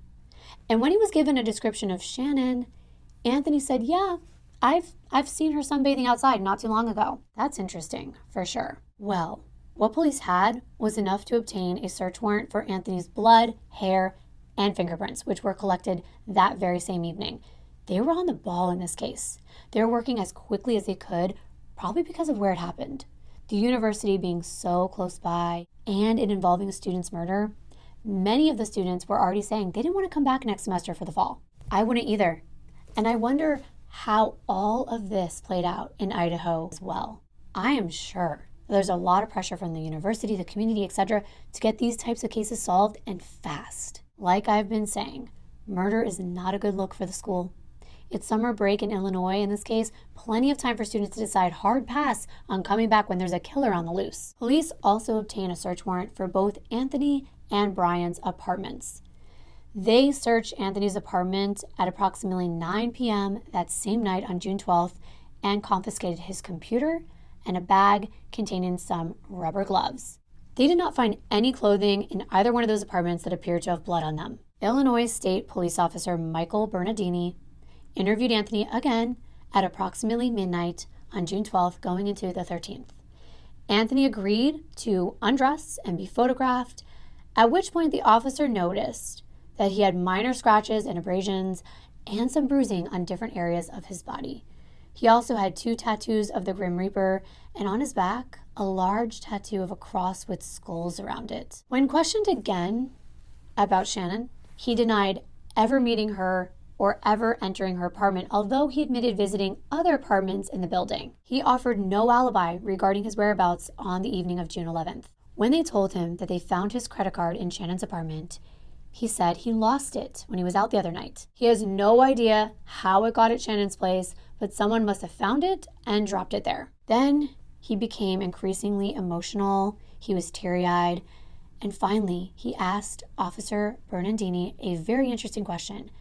He said, quote, "Why aren't I under arrest for this yet?" End quote. The interview finally concluded, and that is when Anthony was arrested.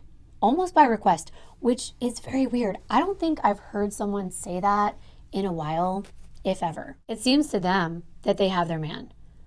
But I want to say something. Because of what I have been seeing lately with the Idaho case, an arrest is just that. It's taking someone into custody under the suspicion that they're involved in a crime, but it does not mean they are guilty. It does not mean they automatically get the title murderer. It's alleged murderer, alleged criminal, allegedly they were involved. But what concerns me is that the court of public opinion thinks arrest apparently automatically means that the police don't get these things wrong. We've seen plenty of cases where police get it 100% wrong. So let's please keep that in mind. It's going to get harder and harder for courts to have fair trials when labels are being put on people so quickly without any evidence being presented. And this is especially concerning because of how fast rumors spread on social media. Obviously, I want the Idaho case to be solved, just like I want every case to be solved. but I want the right person behind bars. And if we are too quick to conclude someone's guilty, then we can make mistakes and leave the real killer on the loose. So let's just keep that in mind and be patient and let things play out in a court of law before we place labels on anyone, please. In this country, we have the privilege of the presumption of innocence, and that is so important. It doesn't mean that I think the guy that they arrested isn't involved. I have no opinion on it because I have nothing to go on, and it's not my job. The small community, in this case in Illinois, is shocked when they find out they arrested a university student. And that reporter that had come forward about that strange guy who seemed way too animated that was hanging out in the front of Shannon's apartment, well, when he sees who they arrested, he realized that that was Anthony that day. So at this point in Shannon's case, they have arrested their first suspect. Now going even deeper into the search of Anthony's apartment, they find books like Mein Kampf about killing. There were some titles like Pipe and Firebomb Designs, The Anarchist Cookbook, SS Blood-Soaked Soil, Hitler's Enforcers, as well as Marine Corps training manuals. Okay, that does sound really suspicious. There's a lot more to go, so I really hope you can hang on and hear some of this because I really want your thoughts, as I always do. So listen to what else they find. Anthony's computer is seized. Computer data reveals that he logged off his computer at 3:29 a.m. on June 12, 2001, the morning of Shannon's murder, or the middle of the night.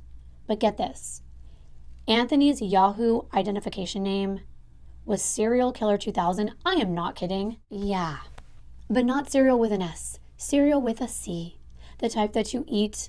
I'll put it up on the screen the exact way he spelled it. It was cereal with a C, and then killer was spelled K-I-L-R abbreviated, and then the year 2000.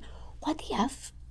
Seriously, it's stranger than fiction, I am telling you. And they also found images of females with no clothing, and then them doing some very perverse activities that I cannot go into because they don't involve humans. I think you catch my drift. It was said that there were other pictures and they were really bad because of the people's age. Yeah, they found that too, as well as cartoons doing the deed. A year before the murder, on June 11, 2000, someone accessed information on the non-consensual act that is committed on dates. And then just the day before Shannon was murdered on June 11, 2001, someone went to read articles about Timothy McVeigh and his trial and activities. Timothy James McVeigh was an American domestic terrorist. He's responsible for the 1995 Oklahoma City bombing. It killed 168 people, 19 of whom were children, and it injured more than 680 others. So yeah, someone was looking into that case. But to be fair, that was literally the day that Timothy McVeigh died by lethal injection, June 11, 2001, the day before Shannon was murdered. So that might not have been connected to anything related to her. Nevertheless, that was noted as evidence. There were also websites accessed pertaining to manufacturing meth. All of that evidence does seem concerning, but it does not make Anthony a murderer. It's time for investigators to get some help from the people that know Anthony to shed some light on who he was as a person.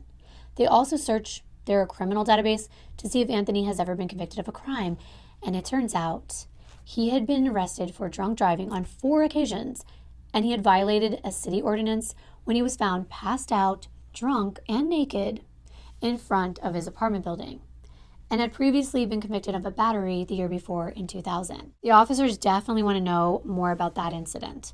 Just a few months ago, on April 12, 2001, at approximately 3:45 a.m., police were dispatched to 1128 4th Street in Charleston to investigate a report of 2 men that were fighting. This is Anthony's building. Upon their arrival, one of the officers, John Blevins, heard a woman scream, and he saw Anthony struggling with a man that he later found out was named Brian Catt. The woman was Amy Joyner. She pointed out Anthony, and Blevins grabbed him, and that's when he noticed that Anthony had a knife at his side. Amy later informed Blevins that she and the guy that Anthony was fighting with had just been walking by the building when Anthony said, "Hey, do you want to come up to my apartment and party?" Amy and Brian Catt took him up on the offer. They went to Anthony's apartment and they had a few drinks. However, Anthony started to flirt with Amy, and she and Brian felt uncomfortable, so they started to leave, and that's when Anthony wasn't very happy. All of a sudden, he called Amy a narc, and then he pushed her down on the floor, and she looks up and realizes he has a dagger in his hand. At that point, Brian Catt and Anthony started to fight. Officer Blevins interviewed Brian as well, and his version of events lined up exactly how Amy's did. However, when Blevins attempted to question Anthony about what happened, Anthony said he could not remember. Amy suffered an abrasion on her forehead and on her knuckles as a result of this incident. So Anthony was charged with aggravated battery, a charge that was still pending at the time of his arrest. This guy sounds very unstable, but of course, police still want to track down people who knew Anthony personally so they can get a full picture of who he is. And they are doing the same thing right now with the suspect in the Idaho case. I'm sorry if that's bothering you that I'm mentioning it, but these are very interesting similarities, things that are happening, unfolding right now, and they're both on my mind. That's how I ended up finding this case. They're asking the public to come forward if they know the guy that's been arrested. They need all the information that they can get. With this case, so many people started to come forward. I want to share some of the most significant interviews because I think you will find them very interesting. The police know from digging up Anthony's records that he was in the United States Marine Corps from 1999 when he was 18 until 1998 when he was 22. They want to track down people that knew him in the Marines. They want to ask, what was Anthony like? And they find this guy named Lyle Farnham. Him and Anthony were roommates and best friends, according to him, in the Marines. So Lyle described Anthony as an excellent Marine.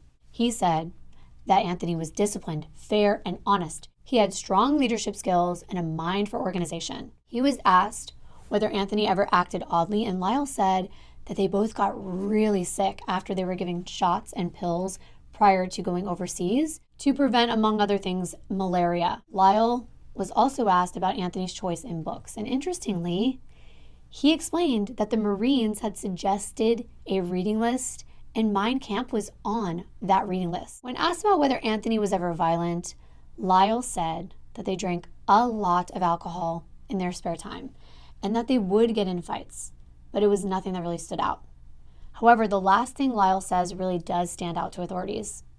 He says that when he went to Charleston to visit Anthony once he started living there for college, he was inside Anthony's apartment and he remembers seeing some kind of poster board. It was above Anthony's computer and it had an article on it about a girl who had been murdered in Charleston. Matching the dates together, they conclude that that article was most likely in relation to the unsolved murder of single mother Amy Warner. This raises a red flag. Officers who worked on Amy's murder and were also working on Shannon's had already seen similarities between the two cases. This just gave them even more reason to look into whether there were any solid connections that may link Anthony to that crime as well. But what's his connection to Shannon? Well, they think they might have found one. Even though I think living right across the street is enough of a connection, when they were digging into what Anthony did at EIU, they find out he's a junior history major, but get this, he works on campus just like Shannon did. When they asked where he worked, he told them it was at the recreation center. They know that Shannon also worked at a gym on campus. They think that this may be how Anthony became acquainted with Shannon. However, when they interview Ken Baker, the university's director of campus recreation, he explains that the two facilities are not related.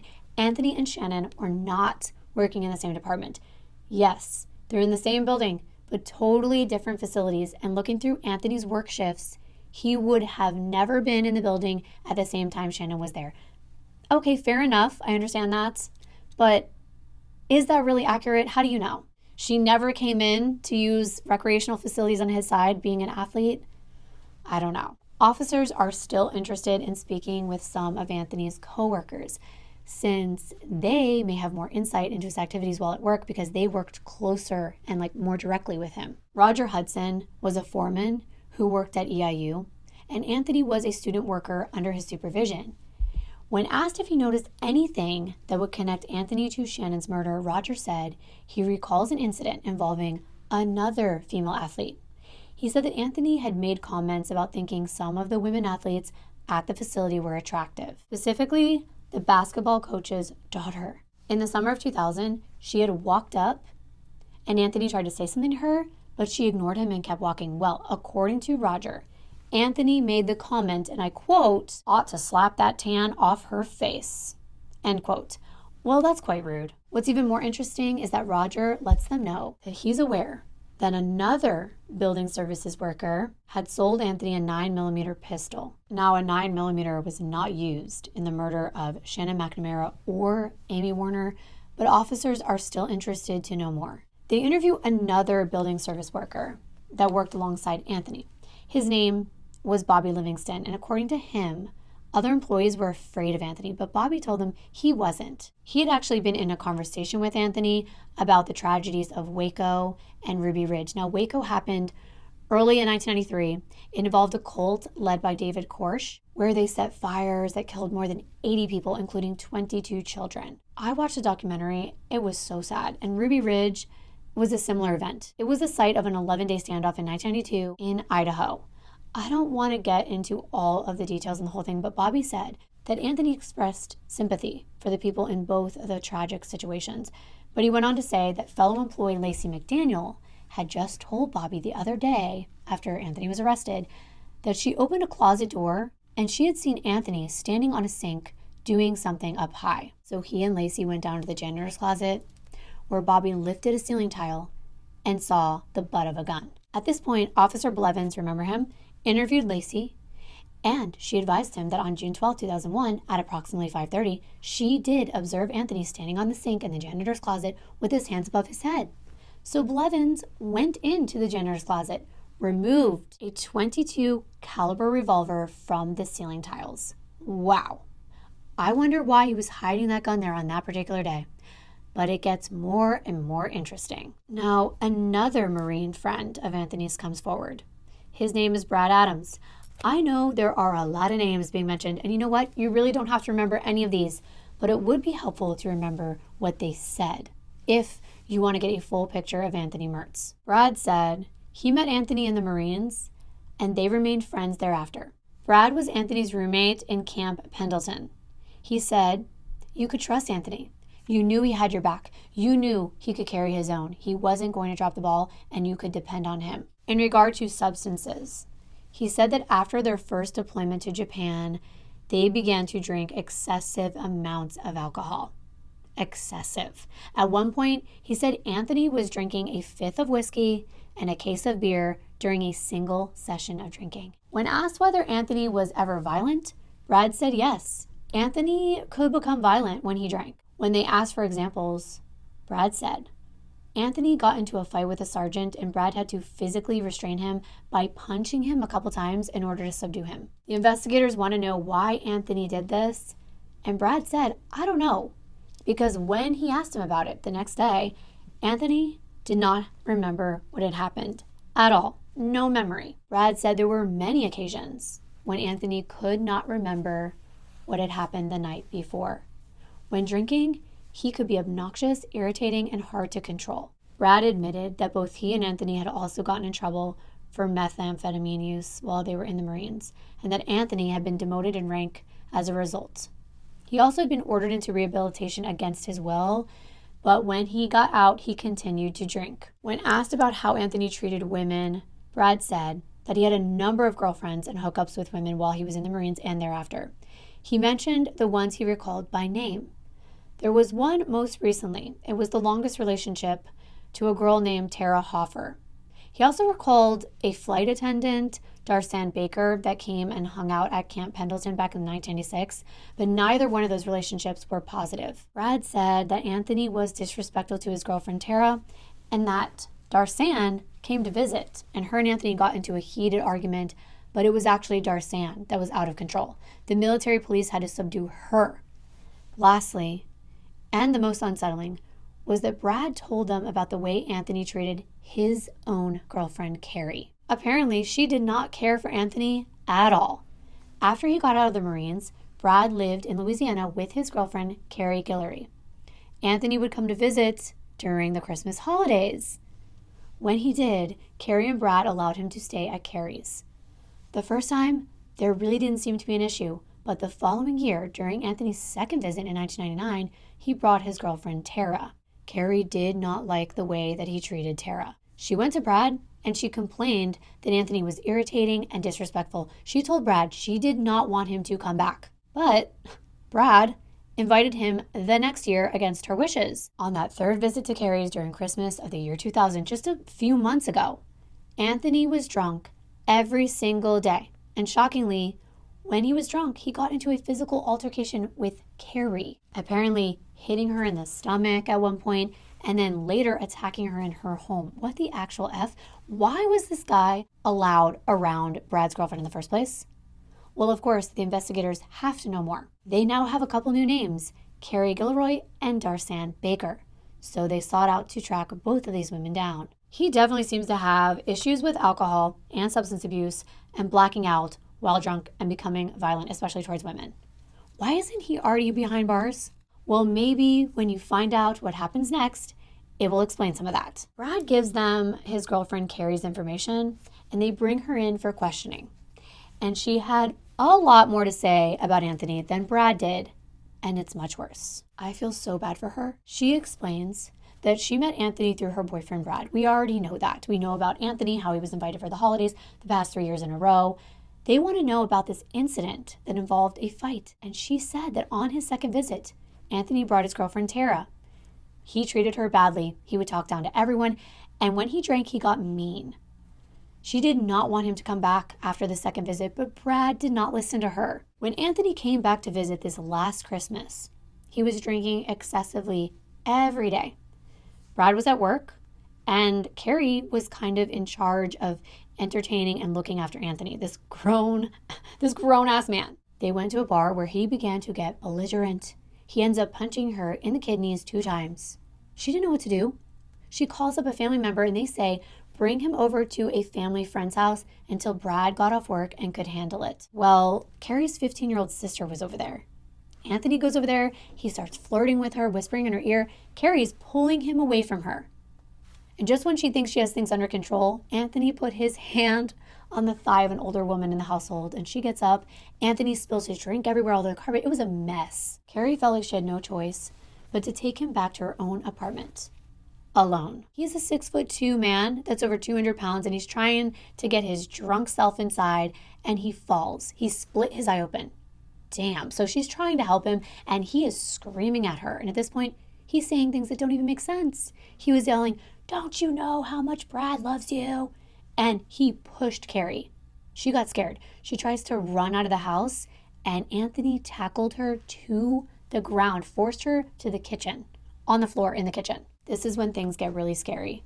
Carrie said that he put her in some kind of wrestling hold, and that is horrifying. He put his fist into her mouth, and as he did this, he scratched her mouth, her face, her gums were torn.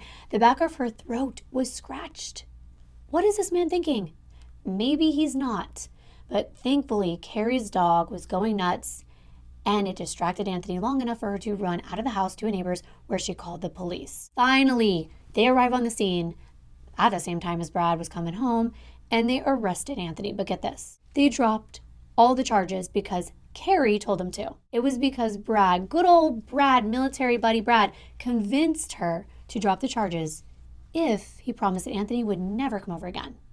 And now look, he has just been arrested for murder. Carrie adds that Brad tried to get Anthony to, at the very least, apologize for what he did, but he never has. They really want to track down Anthony's girlfriend, Tara Hoffer, but before they can, there are a ton of other tips coming in. They conducted even more interviews with people who knew Anthony and had important things to share about him. This was going all the way back to when Anthony began college at EIU. He started in the fall of 1998. That was the same year he began dating Tara as well. I'm not sure where he was living. It could have been where he was now, but I believe it might have been a different location the first couple of years before moving to his current apartment, where he was at the time of Shannon's murder. But Tara's cousin, Jeremy Deck, comes forward and he tells investigators that back in 1998, he used to hang out with his cousin Tara and her boyfriend Anthony on several occasions, and Anthony would open up his apartment as well as his friends' apartment doors using credit cards. That's interesting. He also told them that he saw the same poster above Anthony's computer that mentioned Amy Warner's murder. Is this normal? Because I've definitely purchased those trashy gossip magazines from the grocery store that have articles relating to murders, but collecting articles and putting them on poster boards, that seems odd. A guy named Christopher Howard was questioned by police when they went to Anthony's apartment and they were canvassing the building. Christopher said Anthony was verbally abusive to his girlfriend Tara. He would call her the B word and the C word. Yikes. Sometimes after they argued, Tara would come to Christopher's apartment and cry and complain. And there were times when Tara's neck would be red. But get this, Christopher told them that Anthony admitted it was him who started that fire at the apartment building that was under construction across the street. Wow. The fire was him? Why would he do that? The first thing I thought of was maybe if he was stalking these girls, he knew they were planning on moving there and that it was a more secure building that he couldn't get into easily. So if he burned it down, would that force them to move somewhere less safe? I don't know. Maybe that's a stretch. That's kind of extreme.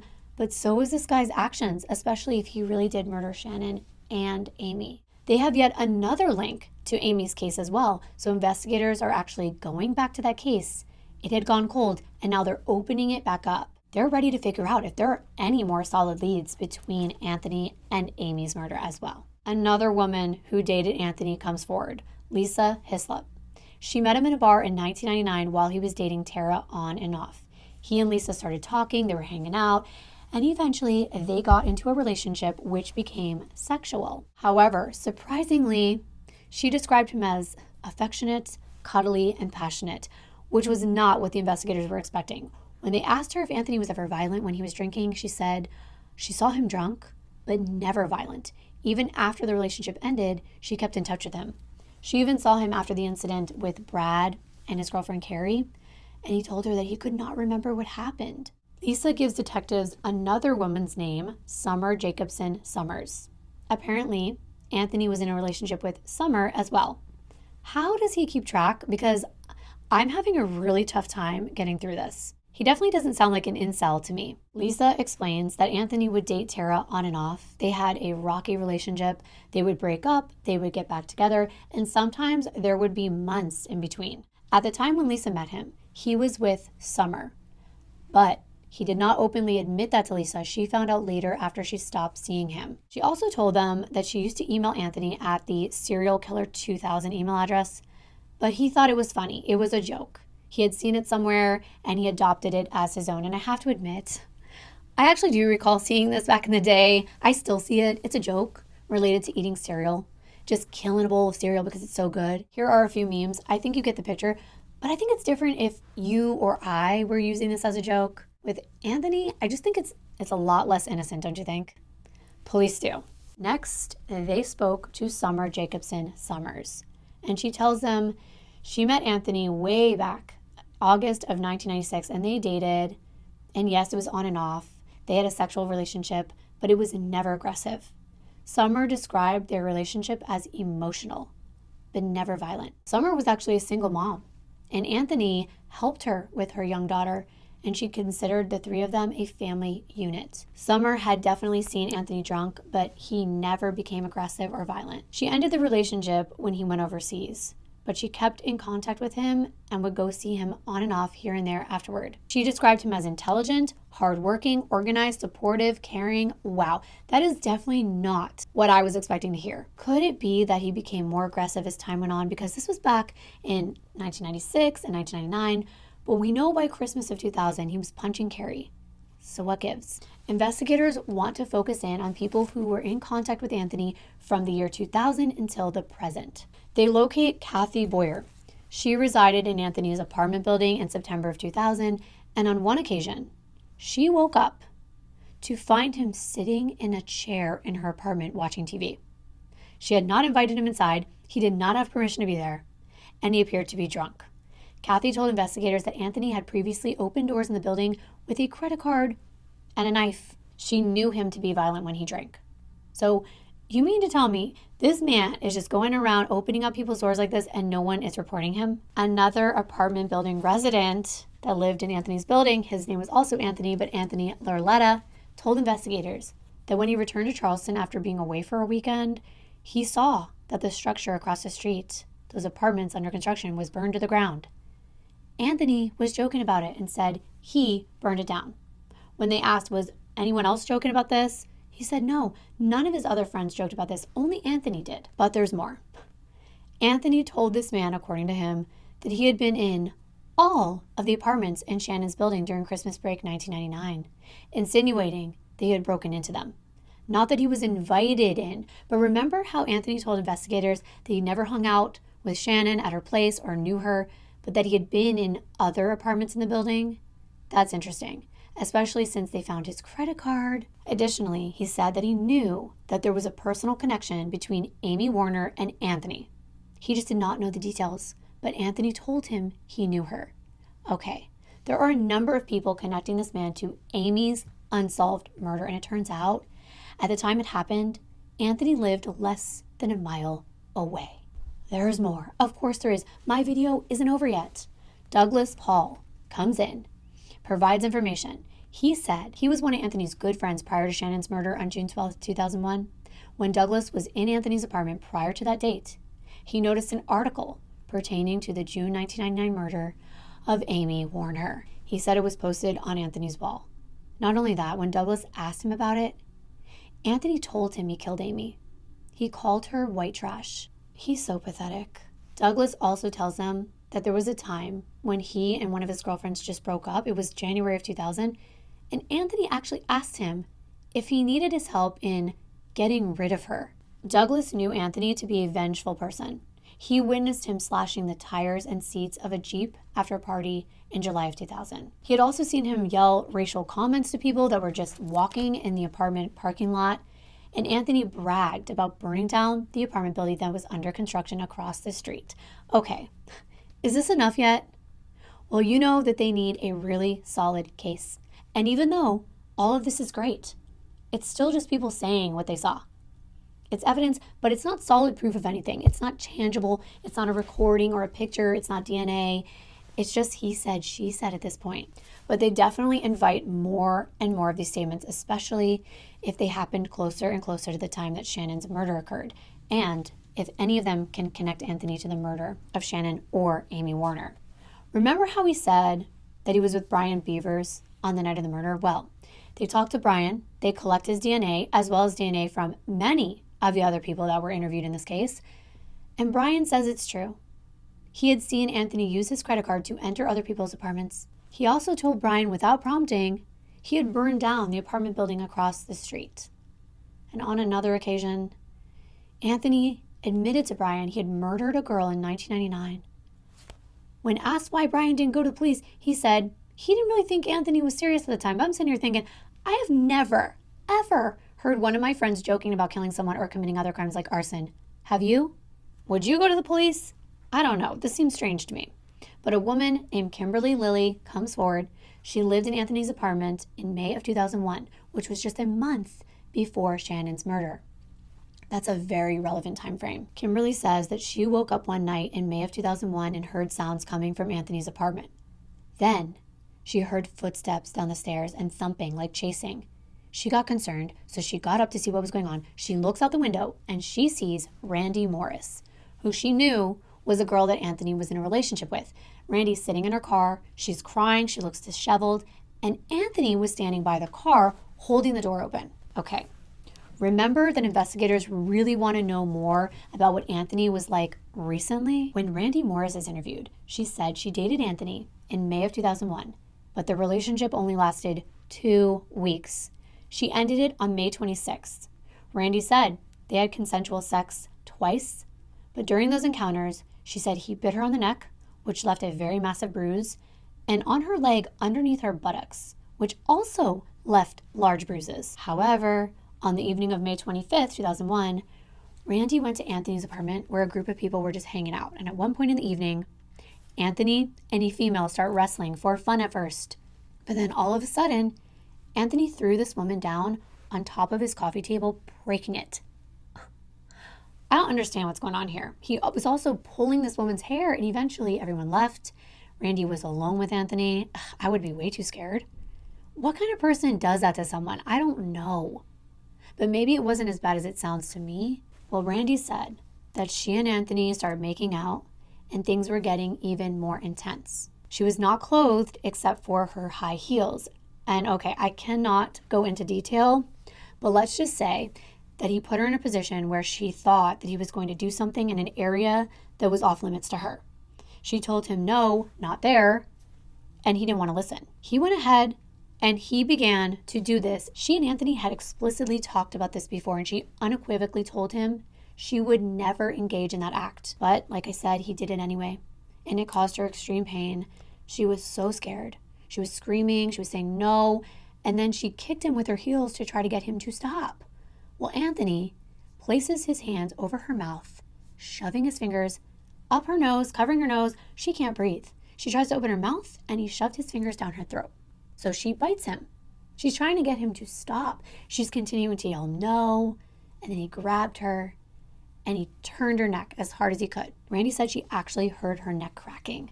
She thought she was going to die. She thought he was going to break it. She screamed even more, and he did it again. She was praying in this moment. She did not want to die this way.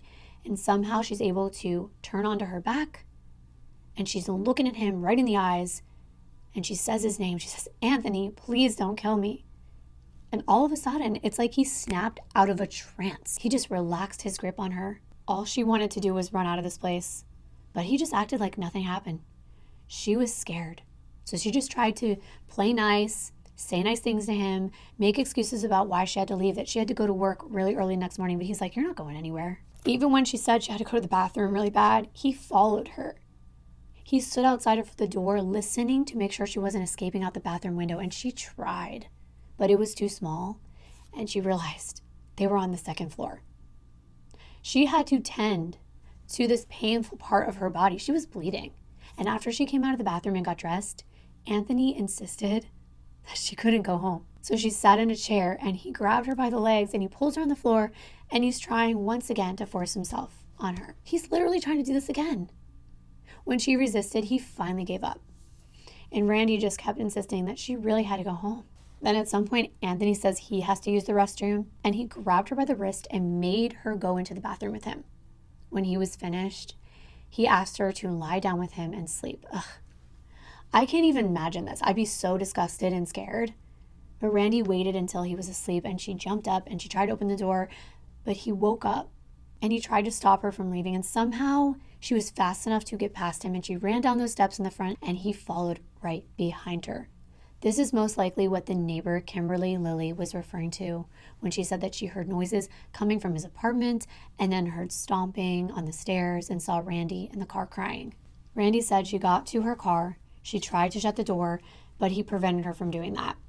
He tried unsuccessfully to take her keys, then reclined her seat and tried to get on top of her. What the hell's going on? Eventually, Randy succeeded in raising the seat back up, closing the door, and starting the car. But somehow, Anthony jumped into the back seat, crawled into the front passenger seat, and he's like, "I'm sorry." He said he couldn't remember what he did, but he refused to get out of the car. So Randy had no choice but to drive with him to her apartment. And when they arrived at her apartment building, he followed her up there and forced his way inside. And then he laid down on her bed, pulled her down beside him. She waited until he fell asleep, and then she left. And thankfully, Anthony was not there when she returned later that day. But Randy explained how badly he hurt her. Her neck, her back, they felt like she got in a car accident. When asked why she did not contact the police, she said it was because she was afraid that they would not believe her, and she was humiliated. However, after Anthony was arrested for Shannon's murder, Randy was ready to come forward. Following what happened with Anthony, she did see him at social gatherings after that, but she never, ever allowed herself to be alone with him again. She recalls that when she first met him, he told her that the Marines taught him to kill without remorse, and at the time, Randy thought that was pretty odd. She did not know what it meant, though. When she saw some of the books at his place and she asked him about that, he told her he respected Hitler for trying to purify his race. Oh my God, he cannot be for real. This man is sick. When investigators reopen Amy's case, they go back through everyone that they had interviewed the first time, and they locate a woman named Patricia Winborn. She lived in Charleston in 1999 and used to babysit for Amy Warner's two children, the 4-year-old little girl and the 7-month-old boy. Patricia would babysit Amy's kids at Amy's house, and she was babysitting them 3 weeks prior to Amy's murder. When they asked Patricia how she met Amy, they get the biggest bombshell that they'd ever had in this case. Are you ready for this? She tells them that she was introduced to her by a friend who worked at a daycare facility where Amy brought her kids. This friend is none other than Tara Hoffer.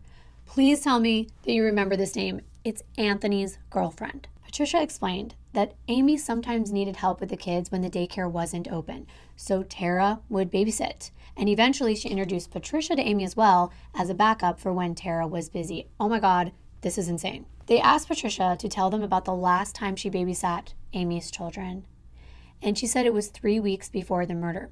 She went over to Amy's and then she invited Tara to come over. When Tara arrived, she was with her boyfriend, Anthony. They both stayed and watched a movie with Patricia while she watched the kids. They asked her, has Anthony ever met Amy in person? And she said she wasn't sure, but there were a lot of pictures of Amy all over the house. And when they look at this woman's picture compared to Shannon's, they look so similar. That's terrifying. This man was around this woman's kids in her home, and then she ends up dead. When asked if she knew anything else about Anthony, Patricia said that she had gone to a local tavern with him and Tara, and while Tara was in the bathroom, Anthony grabbed a hold of Patricia's shirt and he lifted it up to expose her chest. Patricia told them she was pretty offended. I would be much more than offended. That is really disgusting and so inappropriate. I do not want to sit here and judge Tara, but since I haven't heard anything from her yet, I was really curious as to why she would want to be with a guy like Anthony. Investigators don't get to speak to her until August, but Officer Callahan finally gets to interview her, and he has a lot of questions, and unfortunately, Tara wasn't as forthcoming as they thought she would be. She's still dating Anthony, as far as she was concerned, but as people had stated, they had an on and off relationship.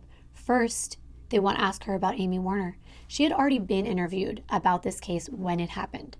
She said that she remembered Anthony came to bed around 2 a.m. on the night of the murder, and that he was not drinking that night. She said that she would have awakened if he would have gotten out of bed after that. However, if you recall, they estimated that Amy's time of death was actually around 10 p.m. So this means he could have been over there if he didn't go to bed until 2 a.m. The first time that she was interviewed, she told investigators that Anthony had been in bed with her the whole night. She admits that, yeah, she said that back then, but now she says it's 2 a.m. She recalls having to go to bed early that night and remembers Anthony stayed up late. She remembered the date because Amy's children went to the daycare facility where she worked, and the murder was all the talk the next day. When questioned about the night of the fire, Tara said she did not notice Anthony get out of bed on that evening. When asked if Anthony was a violent person, she said that his attitude and treatment toward her was entirely dependent upon whether he was drunk or sober. She went on to say that he would have nightmares, and his moods were up and down. During the year that she lived with him in 1999, he was sometimes verbally abusive when he drank heavily. And this was 3 or 4 times a week. But on occasion, after he drank, he couldn't remember what he had done the night before. She told him he needed help, but she couldn't force him to get it. However, she does say that he did go to a place called Our House, which she thought was a rehabilitation center.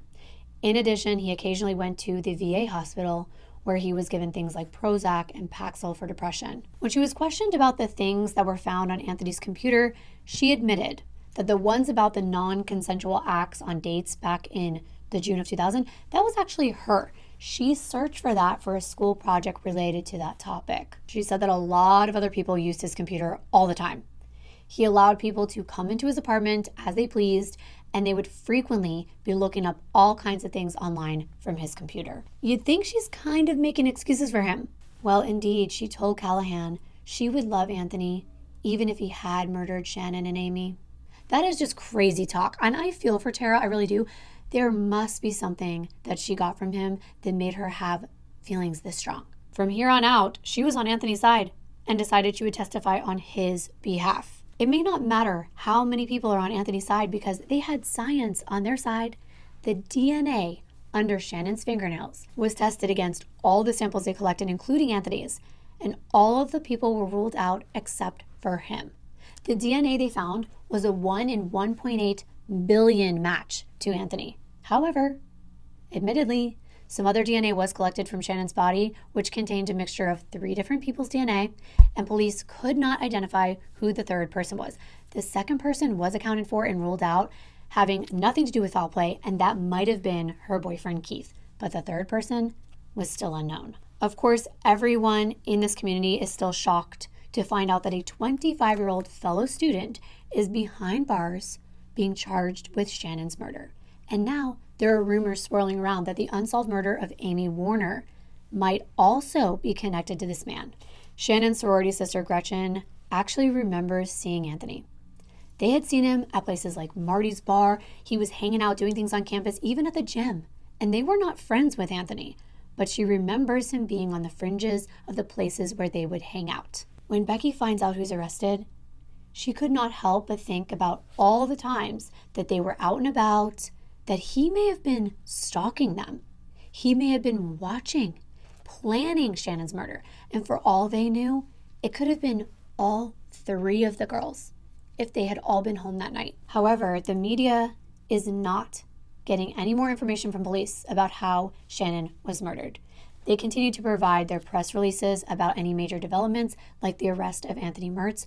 But beyond that, in order to preserve the integrity of their investigation, they did not release any other information.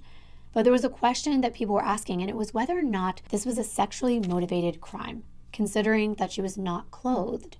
There was speculation that the perpetrator had forced himself upon her, but that had not been confirmed by authorities. The university had been offering counseling and temporary housing to students. They were concerned about everyone on campus, but specifically concerned for the welfare of Shannon's roommates and any students that were residing in apartments that were off campus. Because of this, the university was offering anyone that was worried and concerned about their safety to move on campus temporarily because they did have campus security.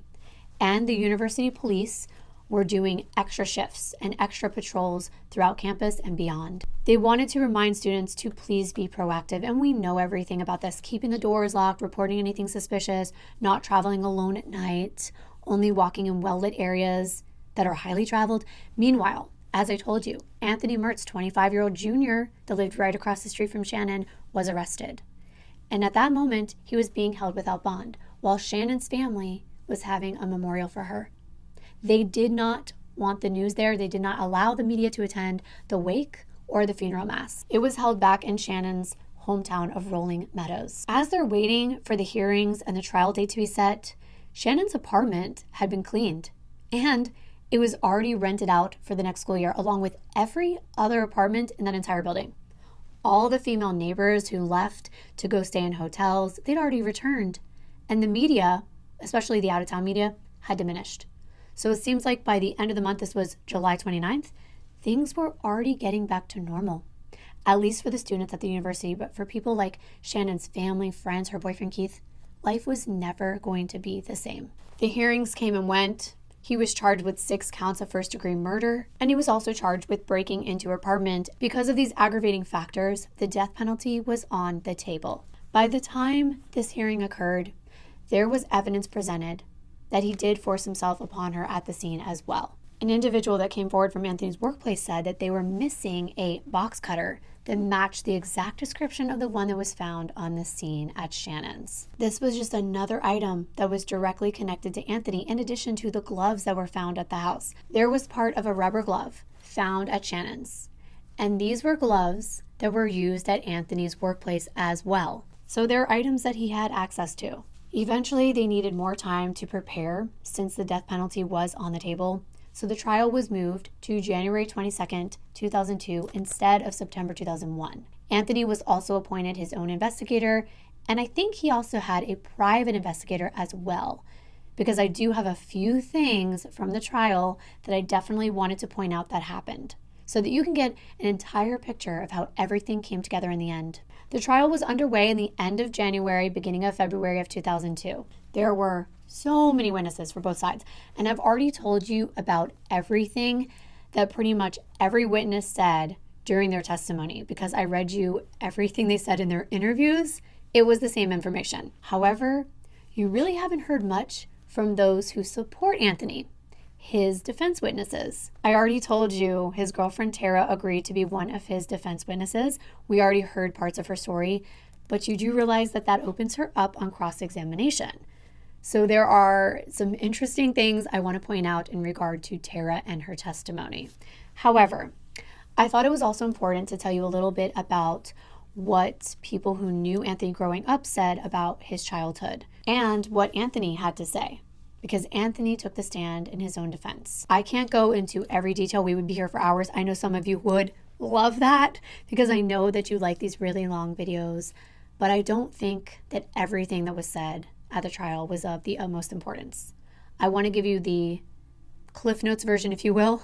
Since you're already acquainted with Tara Hoffer, I'll go ahead and tell you what happened when she testified at Anthony's trial on his behalf. She had acknowledged that she had already been interviewed by the police on multiple occasions following Anthony's arrest. She was asked on the stand whether she recalled ever telling police about rug burns that were found on Anthony's knees, if she had ever seen these before. Well, she stated that her and Anthony stayed at Anthony's grandma's house prior to Shannon's murder, and according to Tara, she had sex with Anthony that evening, and she noticed rug burns on his knees when they got up the next day. So essentially what the prosecution is trying to say is, you never told us about those rug burns that were on his knees before Shannon's murder, because they're significant when they're discovered on his body when he's being photographed after his arrest. For obvious reasons, if you are doing something where you are strangling a victim, you're on the floor, you're hurting them, you're struggling, you would most likely be on your knees, and therefore the fact that he had these marks suggested to the prosecution it was just another piece of evidence that he was involved in this crime, especially because they were right after Shannon's murder. Again, relevancy, timeline. However, Tara's saying, no, I saw them before that. And when they asked her about the credit cards being used to open doors, Tara testified that Anthony gave people permission to enter his apartment all the time and have access to his computer equipment and his belongings, even when he wasn't there. It was completely commonplace for students to use their credit cards to open doors, just like Anthony did. She said other people did it as well. I've never opened a door with a credit card. I don't know if some colleges have that as a common practice. I know I wouldn't want anyone doing that to me, but this is what she said. Now, when she was being directly examined by Anthony's defense attorney, she said that the police, in her opinion, were trying to get her to say that Anthony had a problem with women and that he was violent. She told him it wasn't true. So on cross-examination, the prosecutor comes up and he says, isn't it true, Tara Hoffer, that Anthony came home one night and you said he was drunk and then he pulled your hair and he threatened to kill you? Isn't that true? And Tara said, yes. So they went on to ask her, didn't you tell one of the sergeants that Anthony threatened to kill you and break your neck and threw you on a bed? She again says yes. And so the prosecutor is like, okay. And he placed his forearm around your throat and he choked you. And again, she says yes. The prosecutor asks, and he doesn't have a problem with violence with women? She answered, no. She also denied that she ever told police officers that she would still love Anthony even if he murdered Shannon. She said the police were trying to get her to say that. I want to tell you a little bit about some of the things that other people on Anthony's side said. Jack Smith was a licensed private investigator. He testified for the defense. He was supporting Anthony's contention that he had cut his hand on a broken shot glass. Smith testified that he did in fact recover a broken shot glass from the trash in Anthony's apartment. However, according to him, the police would not retrieve it, would not take it into custody, and would not test the shot glass. They also never tested the glove that was found and test them against the ones that were from his work. Apparently they never did that. There were plenty of character witnesses brought on by the defense. Some of them were Alan Mertz, who was Anthony's father, Brandy Mertz, Anthony's younger sister, Anthony's paternal grandmother, Dorothy French, Anthony's sister, Christina, his Sunday school teacher, Rosella Ray, Michael Mahorne, which is Anthony's uncle, friends from high school that attended church with Anthony while he was growing up. Even one of his high school history teachers, Myron Ward, got on the stand and testified. For a more recent teacher, Jennifer Walker tutored Anthony in Spanish at Eastern Illinois University. She took the stand and talked about her recent experience with Anthony, as well as Michael Shirley, which was Anthony's undergraduate advisor and history professor at Eastern Illinois University. Now I've told you who everyone was I'm briefly going to give you a picture of the things that were said. The Sunday school teacher, of course, said little Anthony as a young boy had a great love and respect for his grandmother, who he called Mom. That was Dorothy French. Anthony came into Dorothy's life when he was still in diapers because Anthony's birth mother had no contact with him. When he was younger, Anthony's dad, Alan, got custody of Anthony and his siblings, and they went right to their grandma's house to live. That was the most suitable place for them at the time. Alan said that he had a fantastic relationship with his son, Anthony. They went fishing together, they did other father-son things, and even though he worked long hours, Alan occasionally made it to Anthony's football games. And for his 18th birthday, he actually got Anthony a tattoo. His grandma, who he called Mom, Dorothy French, went on to say that yes, he was just like any boy. He was out playing in the dirt, riding bicycles, and they brought out family photos. It shows Anthony with his father when he graduated from high school and one at his 17th birthday party with a birthday cake. Grandma said she took Anthony to church every Sunday. He went to Sunday school and had a perfect attendance for 13 years. She described him as a good boy in high school. He got good grades, he participated in football, and then after graduation, he joined the Marines. And after that, she saw him whenever he came home on leave, and he would usually stay at her house. He wrote to her very often and called her while he was in the Marines, and even afterward, she said to him, "I'm his mom." His younger sister, Brandy, testified. She said that Anthony did have trouble remembering things, and when they asked her why, she said in her opinion, she believed it was because their stepmother used to hit their heads into the walls. She explained that they did not get along well with their stepmother, and she was physical with them as well. Their older sister, Christina, was good to them and took care of them and acted like their mother. And they also had a stepsister, Rose, and according to Brandy, she was mean to them as well. One of his high school friends, Lisa, talked about how Anthony was always interested in history in high school, and he loved to read, and he was very protective of the underclassmen. But he was also picked on to some extent, and he really wasn't the most popular guy. But she saw him after the Marines when he was in college. He attended Bible classes for a while, and he had a strong connection to the church and family. She had seen him drunk and use drugs, but she said she never saw him angry, and she always saw him treating Tara with respect. The high school history teacher, Myron Ward, said that Anthony was average to slightly below average as a student. He really didn't have any disciplinary problems. The only incident that could be remembered was when he shot a rubber band at him. And when he confronted Anthony, he said, I don't know if he ever apologized, but he expressed that he wished he had done better. More recently, Michael Shirley, which was the undergraduate advisor, he said that Anthony had a little above average academic ability and he didn't notice anything out of the ordinary when he interacted with other students. However, when he asked about a paper that Anthony neglected to turn in, he said he was an alcoholic and he was having some problems. So he said, have you ever gone to Alcoholics Anonymous? And Anthony said he had. So the advisor said, you should probably start going again. That's when Anthony, who's normally smiling and laughing, was kind of passive, and he started to cry. Lastly, his older sister testified all about their childhood and how hard it was for them with their mom not being around. They had to live in a dirty, insect-ridden house. It was cold. She didn't feel loved at the time. But then they moved in with their grandma, and everything changed for the better until their father got remarried.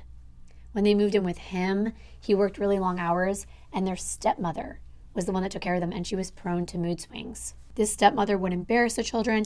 She would spank them with a switch from the tree, and Christina would try to take the blame for everything because she did not want to see her siblings be hit. Christina did notice that when her brother went away to the Marines, he started to drink excessively and that alcoholism ran in their family. She said that their family was the epitome of dysfunction. But she always remembered Anthony as a goofy little boy who was always happy up until around junior high school. The reason why all of these witnesses are coming forward is obviously to show you that Anthony was somewhat of a normal person, right? That he could function in society. But of course, they're picking the best of the best. That's what the defense does. And we've heard from probably the worst of the worst as well. One of the things the defense was kind of running with was that Anthony was given all these drugs in the Marines, different pills, different shots, and that he was also an alcoholic who would have alcoholic blackouts. They brought in a forensic consultant that focused on substance abuse. He evaluated Anthony And he did testify that Anthony suffered from blackouts. This is a state of mind during which an intoxicated person is unable to form memories of what he or she is doing during the period of intoxication. So this is definitely a psychological phenomenon that does happen. And I'm not sitting here saying that I know this happened to Anthony. These are just professionals that came out during his trial to say that he experienced it. He suffered from alcoholic blackouts. But when this expert was cross-examined, it came out that alcoholic blackouts only refer to your failure to permanently record memories. It doesn't say anything about a person's ability to think and act and plan and organize while they're actually intoxicated. Because of course, I think the defense was trying to say in their theory, this is maybe why this occurred. That Anthony didn't mean to do this, something to that effect. I'm not sure.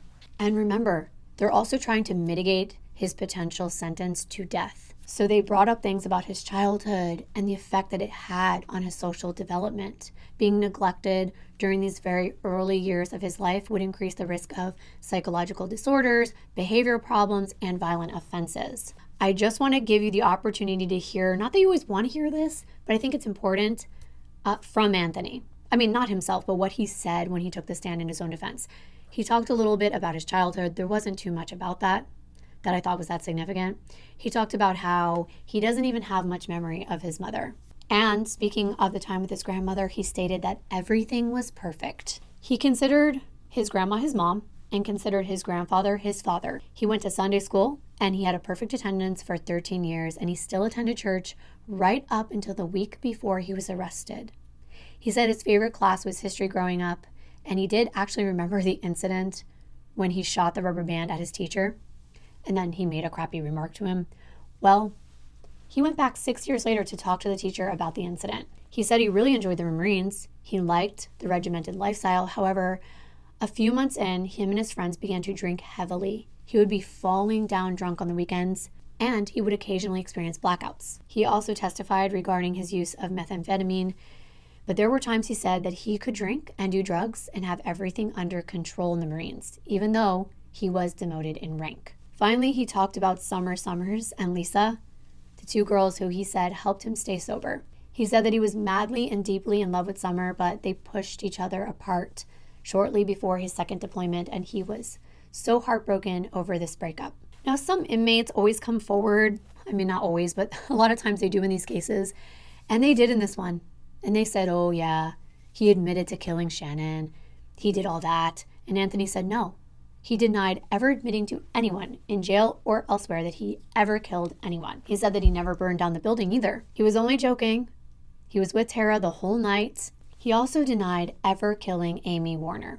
He was not drinking that night that it happened, and he wasn't blacked out. He said he had been to Amy's residence 3 weeks before the murder, but he does not admit that he killed her. However, he does admit saying to people that he did kill her.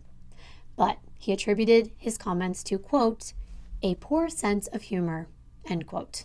As far as his computer, he said that other people use the computer, and yes, he visited some unsavory websites, but they were completely legal. That's something that people do. He said the name Serial Killer was a song from the band Insane Clown Posse, and he also said he never hid a gun in the janitor's supply room where he worked. Wasn't his gun, according to him. Explaining the books in his library, they had been on a suggested list from the Marine Corps, and he saved the Marine Corps manuals kind of as memorabilia. He also wanted to mention he was not an admirer of Timothy McVeigh or David Koresh, and he does not support the overthrow of government. Now, this was important in regard to the incident with Randy. I am sure that you probably remember this incident. He literally told them he remembers that night, but that quote, it slipped. It poked her and she freaked out, and that's it. I put my hand over her mouth like, shut up, man. What are you freaking out about? End quote. Are you serious? I think it says it all. I could hardly read that with a straight face. It slipped. Finally, Anthony did admit when asked if he told a counselor at the university that he tried to take his life but would not do it again. Instead, he would rather kill others to force the police to kill him, that was true. He told the court that he doesn't remember doing anything to Shannon, but everything pretty much points to the fact that he did. He just doesn't think he did. I think we've all heard enough, and so had the court. Both sides had rested at this point, and now it was in the jury's hands. On January 12, 2003, the jury found Anthony guilty of home invasion, aggravated criminal SA, and first-degree murder. The jury also determined that Anthony was eligible for the death penalty because he had committed the murder in the course of committing other felonies, and there was no mitigating factors that warranted a lesser sentence. I know we talked about everything in regard to Shannon, but Anthony was not on trial for the murder of Amy Warner. However, there were a lot of similarities between the two cases, and Amy's family felt that it was sufficient that he was put behind bars for Shannon's murder because they truly believed he was involved in the murder of their daughter, Amy Warner. There were experts who gave their opinion about whether or not they believed that these two cases were related. There were some mixed opinions. It's true, he lived less than a mile away. The victim was known to him. He had been in her house 3 weeks prior. He could have figured out the layout of the house, but that the two crime scenes were different because one was more organized and the other was more disorganized. These are actually official terms that are used to describe the way that a crime was carried out. It doesn't refer to the state of the house or anything like that. It's more about how organized the crime was, how much pre-planning was involved. Did they bring their own weapon or did they find one at the scene? That's something that would be more disorganized. It's when there's no indication of pre-planning. It just looks sloppier. However, a crime might start out organized and then become disorganized because the perpetrator might experience something unexpected. Unexpected resistance can occur and they get interrupted. So at the scene at Shannon's, they referred to this as a mixed crime scene. There was some evidence of pre-planning, like the latex gloves to keep from leaving fingerprints, and apparently the credit card that could have been used to unlock the door. However, a new door had been put in recently because of the fight between Carissa and her boyfriend. When Anthony realized that there was a deadbolt on the door, he cut the window with a box cutter to gain entry. Could this have been the weapon that he brought and intended to use? Possibly. But the fact that his original plan might not have worked right, he was able to use an alternative plan, which shows that he was still staying somewhat organized. However, because Shannon fought back in such a brutal manner, they think that this is what made the scene more disorganized. Then he had to find a weapon on the scene. He goes into the kitchen and he gets a knife, and that's how the gloves were ripped. Things like that, things like the credit card falling out of his pocket or being left behind. Those are disorganized. However, the scene at Amy's house stayed organized the entire time.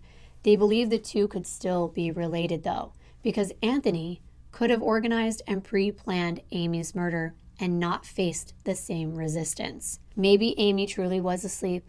She never had the chance to fight back, and therefore there was no resistance. There was nothing that caused him to be interrupted or thrown off his plan. They never actually found a weapon in Amy's case, and there was no ample evidence left behind by the perpetrator to connect them to the crime. The women were also murdered in different ways, but they did have one similarity in that their arms were extended above their head, and they were both seemingly posed. As far as the fire was concerned, the attributes of arsonists are usually individuals that want a sense of power and control, and setting a fire, especially a large fire, is an indication of someone that's uncooperative, belligerent, combative, and with all of Anthony's history of activities, it really does show a lack of respect for authority, for other people, and the fact that serial killers usually keep things about the crimes. And I think he had an article about the fire as well, and Anthony was seen with these articles, also about Amy and things like that. It led them to believe there was a possibility that he committed all of these crimes, but they still did not have any concrete evidence linking him to them. So you can let me know what you think about all this. Anthony was ultimately sentenced to death for the murder of Shannon McNamara and 60 years imprisonment for the home invasion. But in 2011, Governor Pat Quinn signed legislation that abolished the death penalty in Illinois. This commuted Anthony's sentence from death to life in prison. I need to mention a few things in regard to Shannon and her family just to make sure that I touch on something very important. So I went to Facebook, and there's a page in memory of Shannon, and I found a post from her mom talking about how Shannon used to inspire someone named Erin Weed, her dear college friend and sorority sister. And within 2 months of Shannon's death, Erin decided to get involved in self-defense training. Soon after that, she felt like she wanted to share this knowledge with other women, and she launched girlsfightback.com. This is a self-defense program for women. Its message is strength and intolerance for violence, and has permeated through hundreds of cities throughout the U.S., big and small, with over 50,000 women and girls that have learned to fight and believe in themselves in the process. And her mother, Cindy, just seems like an amazing person. She wants Shannon to always be remembered. Her biggest fear was that her daughter would be forgotten. And I just want to say this. I do this. The purpose of these videos is to allow these individuals' memories to live on. If each and every one of us remember someone like Shannon, their memory will not die, even though they're gone. And these are other ways you can honor Shannon's memory. You can get involved with something like girlsfightback.com. I'll go ahead and leave that in the description box. There are seminars that happen all over. And not only that, every year, there's a memorial 5K run walk, and it's in Rolling Meadows High School. If you want to get involved with this next year, for example, I will leave the link. Some of you do keep track, and I think that's absolutely amazing. I want to do better with that. I want to get involved as well. That's one of my goals for this year in 2023 and going forward. I will leave a link to the Facebook page. If you join that, it will keep you up to date. The last one I think was in October, and of course they're going to do another one this year. So stay tuned. And I just want to thank you so very much for caring enough to listen to Shannon's story, Amy's story, Andrea's story, the story of these lovely people and their lives that were taken. As usual, please be respectful, but leave your comments, your thoughts in the comment section, and I will read as many as I can in the first couple hours. Thank you so very much for watching. I will see you in my next one.